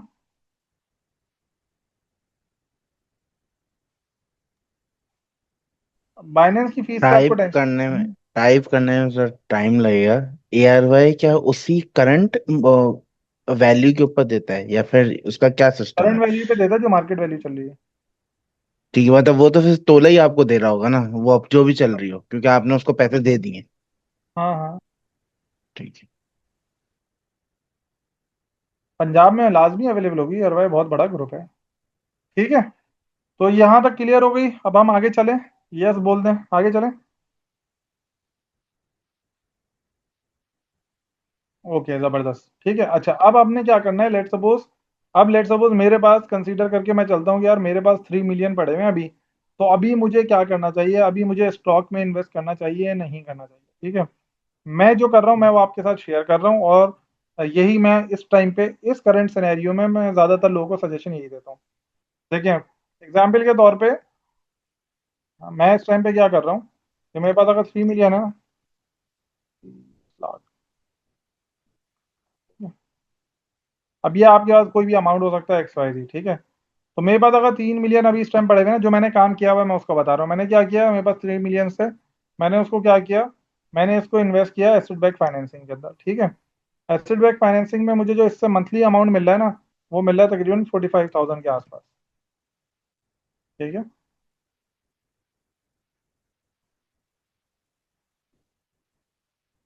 मंथली मिल रहा है मुझे एसेट बैक फाइनेंसिंग में, मंथली मुझे मिल रहा है 45,000, क्योंकि 1 मिलियन के ऊपर, जैसे मैंने बताया ना, 1 मिलियन पे जैसे मुझे मिल रहा होता है, वो वेरी कर रहा होता है। 1 मिलियन पे एसेट बैक फाइनेंसिंग में 15K से 16.5K के दरमियान तक मिलता है मैक्सिमम, ठीक है। तो लेट सपोज मैं कम से कम वाले पे जा रहा हूँ, तो मैंने क्या किया हुआ है, मैंने 3 मिलियन को इन्वेस्ट किया एसेट बैक फाइनेंसिंग में, मुझे मंथली मिल रहा है 45,000। अब ये 45,000 ना मैंने इस तरह से इन्वेस्ट कर दिया, समझ रहे हैं, ये मेरी मंथली इनकम बन गई इस 45,000 मंथली। भाई 45,000 ईयरली क्यों होगा मेरी भाई, मंथली 45,000 ना, ठीक है। मतलब 10 लाख इन्वेस्ट करूंगा तो मंथली मुझे 15,000 मिलेंगे। सालाना क्योंकि ईयरली आरओआई देखो ना, मैं इसको आसान समझा देता हूँ, ठीक है। इसका ईयरली आरओआई, मैं इसको लेट्स सपोज मुझे ईयरली आरओआई मिल रहा है 17%, एग्जाम्पल के तौर पर मैंने 17 से मल्टीप्लाई किया, और फिर ये हो गया ईयरली, और इसको मैंने डिवाइड कर दिया 12 से, ठीक है। तो मैं इसको 18 से कर देता हूँ, सॉरी, हाँ ये रहा, ठीक है। तो मेरा जो yearly R O I let suppose 18% जो मुझे अभी मिल रहा है ना फिलहाल, वो 18% मिल रहा है, ठीक है। तो 18% के हिसाब से मेरा ईयरली बन गया 180 के। मैंने क्या किया, सिंपली 1 मिलियन को मल्टीप्लाई किया 0.18 से, और मैंने जो अमाउंट आ रहा था उसको डिवाइड कर दिया 12 से, तो 15,000 मिल गया। तो 15,000 अगर 10 लाख में मिल रहा है तो 30 लाख में मुझे 45,000 मिल गया। तो मैंने क्या किया कि इस 45,000 को हर महीने में इसी डिस्ट्रीब्यूशन से डिवाइड कर दे रहा हूँ, ठीक है। मैंने अभी वीपीएस में खुद इन्वेस्ट नहीं किया। अच्छा ये मैं आपको क्लियर बता दूं कि मैंने कहाँ किया हुआ है, मैंने गोल्ड में किया हुआ है, सिल्वर में किया हुआ है, क्रिप्टो में और स्टॉक में किया हुआ है। स्टॉक में मेरा सबसे ज्यादा, अच्छा मेरा जो पोर्टफोलियो है ना, वो स्टॉक में सबसे ज्यादा, वो सॉरी क्रिप्टो में सबसे ज्यादा है। अगर लेट सपोज मेरे पास 10 लाख रुपए है ना, तो मैंने 8 लाख रुपए क्रिप्टो में डाले हुए हैं, लेकिन मैं आप लोगों को ये रिकमेंड नहीं करूंगा। तो इसलिए मेरा जो, क्योंकि मैं खुद बिजनेस करता हूँ, बिजनेस खरीदने बेचने का काम करता हूँ, तो मेरा जो सोचने का अंदाज है वो डिफरेंट है। तो उसको आपने नहीं अप्लाई करना है। लेकिन जस्ट टू टेल यू के वीपीएस में मैंने खुद इन्वेस्ट नहीं किया हुआ, लेकिन वीपीएस एक बहुत अच्छी चीज़ है जिसमें आप लोगों को इन्वेस्ट लाजमी करना चाहिए। तो और जो जॉब करते हैं उनको भी, और जो बिजनेस करते हैं उनको भी करना चाहिए। जैसे मैंने अपना प्लान किया हुआ है कि मैं इंशाल्लाह 1-2 महीने बाद जो है वीपीएस में मंथली बेसिस के ऊपर इन्वेस्टमेंट करना शुरू कर दूंगा। तो वीपीएस को हटा के जो भी मेरा मंथली ये 45,000 आता है, ये इस तरह से डिवाइड होता जाता है। इससे मुझे क्या फायदा हो रहा है, मुझे ये फायदा हो रहा है कि मैंने आज इन्वेस्ट किया अक्टूबर में, ठीक है, 30 लाख रुपए, मुझे हर महीने 45,000 मिल रहा है। तो इसका मतलब हर महीने मैं इन्वेस्ट कर रहा हूँ दोबारा एसेट क्लास में, 1 साल बाद जो है वो मुझे मेरे 3 मिलियन वापस हो जाएंगे। मेरी कैलकुलेशन के हिसाब से 1 से 1.5 साल बाद मार्केट जो है, स्टॉक हो गई, क्रिप्टो हो गई, और गोल्ड, गोल्ड तो शायद ऊपर जा रहा हूँ, लेकिन स्टॉक एंड क्रिप्टो नीचे आना शुरू हो जाएगी, ठीक है। क्रिप्टो तो लाजमी आएगी, और स्टॉक भी नीचे आना शुरू हो जाएगा काफी ज्यादा, जो अभी बहुत ज्यादा बबल बन रहा है। तो जिस टाइम पे वो स्टॉक और क्रिप्टो नीचे आ रहा होगा ना, उस टाइम फिर मैं नीचे से बहुत ज्यादा बाइंग करूंगा, जो मेरा कैपिटल अमाउंट है उसके साथ, ठीक है। तो मैं फिर उस टाइम पे बाय करूंगा। तो मेरा ज्यादा जो इन्वेस्टमेंट है वो क्रिप्टो के अंदर है, ठीक है। वीपीएस में बिल्कुल भी नहीं है। गोल्ड में भी बहुत ज्यादा मैं इन्वेस्ट नहीं करता, लेकिन छोटा सा अमाउंट करता हूँ। स्टॉक एंड क्रिप्टो मेरा सबसे ज्यादा है, और उसके बाद जो है वो मेरा एसेट बैक फाइनेंसिंग है, क्योंकि मुझे एसेट बैक फाइनेंसिंग में ईयरली रिटर्न 18% मिल रहा होता है। तो जब मुझे वहां से 18% मिल रहा है, तो मैं दूसरी जगहों पे ऐसा जितना इन्वेस्टमेंट करने का मुझे फायदा नहीं होता। लेकिन मैं खुद क्यों करता हूँ इस तरह से, एक डाइवर्सिफिकेशन हो जाए ना मेरे अमाउंट की, और मेरा अमाउंट बढ़ता रहे। तो मेरा जो 45,000 मंथली मिल रहा है, उसको मैंने इन्वेस्ट कर दिया इन सारी चीजों में। और जब 1 साल बाद वो मुझे 3 मिलियन मिलेगा, तो उस 3 मिलियन में उस टाइम पे अगर स्टॉक की प्राइस नीचे आई भी होगी ना, और गोल्ड की प्राइस नीचे आई भी होगी, तो उस टाइम हो सकता है मैं लमसम अमाउंट डाल दूं इस टाइम पे। अगर लेट सपोज अभी अगर मैं आपसे अगर बात कर रहा होता ना एग्जाम्पल के तौर पे 2018 के आसपास इस जगह पे, तो मैं बोलता यार सिल्वर और गोल्ड बाय करना शुरू कर दो बहुत ज्यादा, ठीक है, लमसम अमाउंट यहाँ डालो। उस टाइम एसेट बैक फाइनेंसिंग में मैं कभी भी नहीं डालता। लेकिन इस टाइम पे क्योंकि मार्केट हाई है, तो इसलिए मुझे ये लग रहा है कि मेरा रिस्क फैक्टर जो है वो मिटिगेट हो जाता है इससे। और लेकिन मुझे फोमो भी नहीं होता, क्योंकि जो मेरा प्रॉफिट बन रहा है उस एसेट बैक फाइनेंसिंग से, वो मैं गोल्ड और स्टॉक में भी इन्वेस्ट कर रहा हूँ। तो मेरा फोमो भी नहीं हो रहा, मेरे पैसे भी सेव हो रहे हैं, और जब मार्केट नीचे आएगी तो मैं लमसम बाय भी कर लूंगा, तो मुझे डबल फायदा हो जाएगा। ये कॉन्सेप्ट क्लियर हो गया कि जिनके पास लमसम अमाउंट है वो क्या कर सकते हैं, ठीक है। इसमें कोई कंफ्यूजन है? अगर लेट सपोज वो एसेट बैक फाइनेंसिंग नहीं करना चाह रहे, तो फिर इस टाइम पे अगर मैं उन्हें दूसरी चीज बोलूँ कि उसमें किस में, उन्हें किस चीज में इन्वेस्टमेंट करना चाहिए, तो वो मेरे हिसाब से गोल्ड होना चाहिए। मतलब लेट सपोज 30 लाख रुपए है ना, तो मेरे ख्याल से इस टाइम पे उन्हें 10 लाख के आसपास गोल्ड में डाल देने चाहिए, ठीक है। और जो बाकी 20 लाख रुपए पड़े हुए हैं, उनको मंथली बेसिस पे इसी तरह से डिवाइड कर देना चाहिए। मतलब अगर वो चाहते ना यार एसेट बैक में नहीं करना चाह रहा, तो 10 लाख उन्हें गोल्ड में डाल देने चाहिए, 5 लाख सिल्वर में डाल देने चाहिए, और जो 15 लाख रुपए बचे ना, उनको हर महीने लाख लाख रुपए इसी तरह से डाल देने चाहिए, जो ये मैंने फॉर्मूला बनाया हुआ है, ठीक है। देखिए, अगर आपने एसेट में नहीं करना, एसेट बैक फाइनेंसिंग में नहीं करना, तो फिर कहीं तो इन्वेस्ट करना है ना, जेब में रखने से तो बेहतर है कि आप जो है वो उसमें कर दें। क्योंकि अभी देखिए, गोल्ड इसलिए मैं बोल रहा हूँ कि स्टॉक और क्रिप्टो लाजमी नीचे आएगा, there is no doubt in it, लेकिन गोल्ड की देयर इज अ प्रोबेबिलिटी कि वो ग्रो। और अगर गोल्ड लेट्स सपोज अभी ग्रो भी नहीं हुआ 2 साल तक, तो तीसरे साल में तो उसे ग्रो होना ही होना है। ठीक है, बात समझ में आ गई? तो गोल्ड में गोल्ड इस मेरे हिसाब से इस टाइम पे लमसम में, अगर एसेट बैक फाइनेंसिंग नहीं है तो गोल्ड अच्छा ऑप्शन है। तो 10 लाख गोल्ड, 5 लाख सिल्वर, बाकी 15 लाख हर महीने, लाख लाख रुपए इसी तरह से जो परसेंटेज मैंने आपको बताई है, तो इस परसेंटेज में इन्वेस्ट करते रहें। स्टॉक में और क्रिप्टो में लमसम इस टाइम पे डालने का टाइम नहीं है मेरे हिसाब से, बहुत रिस्की है। कंफ्यूज, क्लियर हो गई ये सारी चीजें? कोई सवाल है किसी का? हाँ, अगर कैपिटल है, मंथली नहीं है, मंथली इनकम कुछ ना कुछ तो होगी। अगर कैपिटल है तो वही मैंने बताया कि अगर आपने एसेट बैक में डालना है तो एसेट बैक में डालें, उससे जो मंथली मिल रहा है वो इस तरह से डिवाइड करके डाल लें। लेकिन एसेट बैक में नहीं डालना तो फिर गोल्ड और सिल्वर में डाल दें।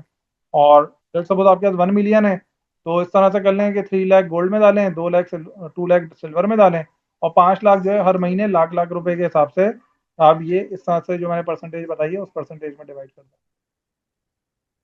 अच्छा, ज़कात कैलकुलेशन के ऊपर ना मैं एक अलग से सेशन रखूंगा, क्योंकि मैं मुफ्ती साहब को, हमारे ग्रुप में कुछ मुफ्तियाना कराम भी हैं, तो मैं चाहूंगा कि, क्योंकि जाहिर सी बात है मैं मुफ्ती नहीं हूँ, तो मैं उसके लिए डेडिकेटेडली आप लोगों के लिए ना मुफ्ती साहब से रिक्वेस्ट करूंगा कि वो आप लोगों के लिए ना एक सेशन करें। आधे घंटे का सेशन होगा, मैं सेशन, उसमें आप लोग जितने ज़्यादा लोग वो करेंगे ना, मैं एक पोल बना लूंगा, तो जितने ज़्यादा लोग इंटरेस्ट शो करेंगे कि हाँ हमें ज़कात के ऊपर चाहिए सेशन, तो मैं मुफ्ती साहब से वो ज़्यादा बेहतर एक्यूरेट इंफॉर्मेशन मिले। सर, पाकिस्तान ओवरसीज पाकिस्तानियों के पास बहुत दूसरे ऑप्शंस भी अवेलेबल हैं, वहाँ पे भी कर सकते हैं, लेकिन ये है कि उन ओवरसीज पाकिस्तानियों के लिए अच्छा ऑप्शन है, अगर उनकी फैमिली वगैरह यहाँ रहती है, उन्हें हर महीने कुछ पैसा यहाँ भेजने हैं, तो फिर वो अच्छा कर सकते हैं। लेकिन अगर वो वहीं रहते हैं पाकिस्तान में, उन्होंने कुछ बनाना ही नहीं है, तो फिर वो यहाँ इन्वेस्ट करें ही नहीं, क्यों करेंगे फिर वो? यहाँ पे तो ओवरसीज पाकिस्तानी वो इन्वेस्ट करेंगे जिनको वापस आना है पाकिस्तान, या उनकी फैमिली रहती है, तो उसके लिए लॉजिकल सेंस बनता है। जो जिनका यहाँ पे कुछ नहीं है, उन्होंने आना भी नहीं है, तो फिर वो वहीं पे करें इन्वेस्ट, होने यहाँ पे क्यों नहीं?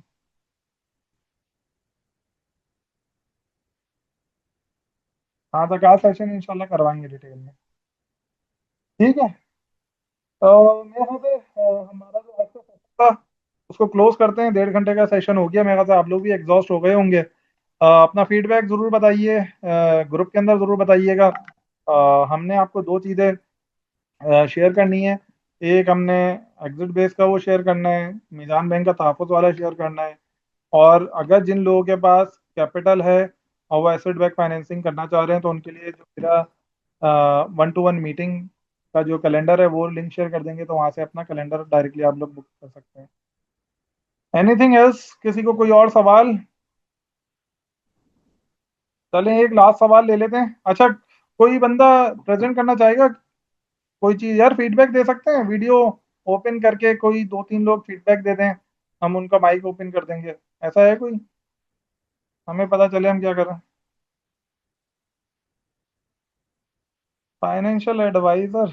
नहीं यार, हम एसेट में एग्जिट बेस के अंदर बहुत बिजी हैं। हाँ, लेकिन just to give you the information कि अभी रिसेंटली मैंने ना एक इन्वेस्टमेंट की है एक ब्रोकरेज फर्म में। तो वो चीज़ें फाइनलाइज हो जाएंगी ना, तो आप लोग को शेयर करूँगा कौन सी ब्रोकरेज फर्म है। अच्छा, उमैर हनीफ का माइक ऑन कर दें ज़रा, उन्होंने हैंड रेस किया हुआ है। जी अस्सलाम वालेकुम। सेशन बहुत माशाल्लाह अच्छा रहा। बहुत कुछ चीज़ें सीखने को मिली कि एटलीस्ट ये वीपीएस का तो एक मुझे कंफ्यूजन ही थी कि वीपीएस क्या है। पढ़ा था अपनी वीडियो भी तहफ्फुज़। ऑन करके बोलें, जिन्होंने वो देना है ना, वो थोड़ा वीडियो भी ऑन करके बोले ना, नजर आए में कौन बता रहा है अगर इस हालात में है। बेहतर आ रही है वीडियो बेहतर। जी जी, बेहतर है, बताएं। जी।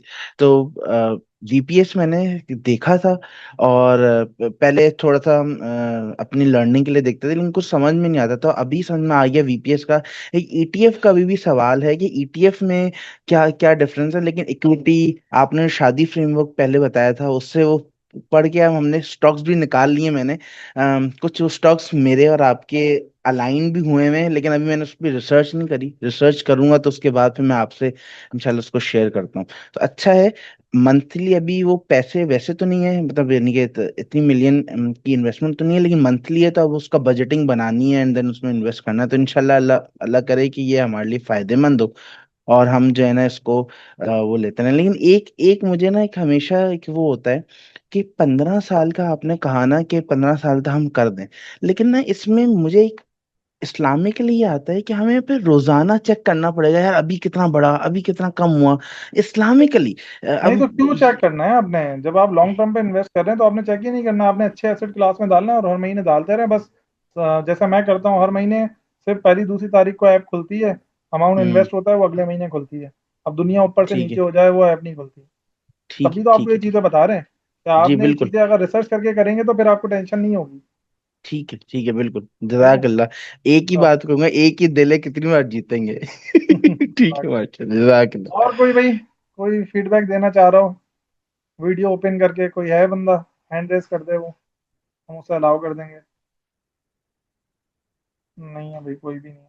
तो किसी ने फीडबैक नहीं देना वीडियो खोल के, कैसे लोग हैं हमारे यार। चलो यार,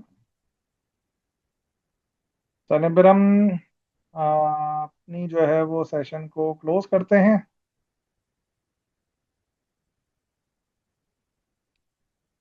चलें, ज़बरदस्त, चलें, थैंक यू वेरी मच यार, बड़ा मज़ा आया। इंशाल्लाह फिर हम लोग नेक्स्ट सेशन में कोशिश करूंगा, नेक्स्ट सेशन में मैं ना उसके ऊपर बात कर लूँ, ये जो अभी हमने डिस्कशन की थी ना, ज़कात के पॉइंट ऑफ व्यू से बहुत इंपॉर्टेंट टॉपिक है, तो मैं रिक्वेस्ट करूंगा कि ज़कात के ऊपर हम डिस्कशन कर सकें, ठीक है? वरना फिर आपको बता देंगे जैसे ही होगा। चलें, अस्सलाम वालेकुम एवरीवन, इंशाल्लाह मुलाकात करते हैं नेक्स्ट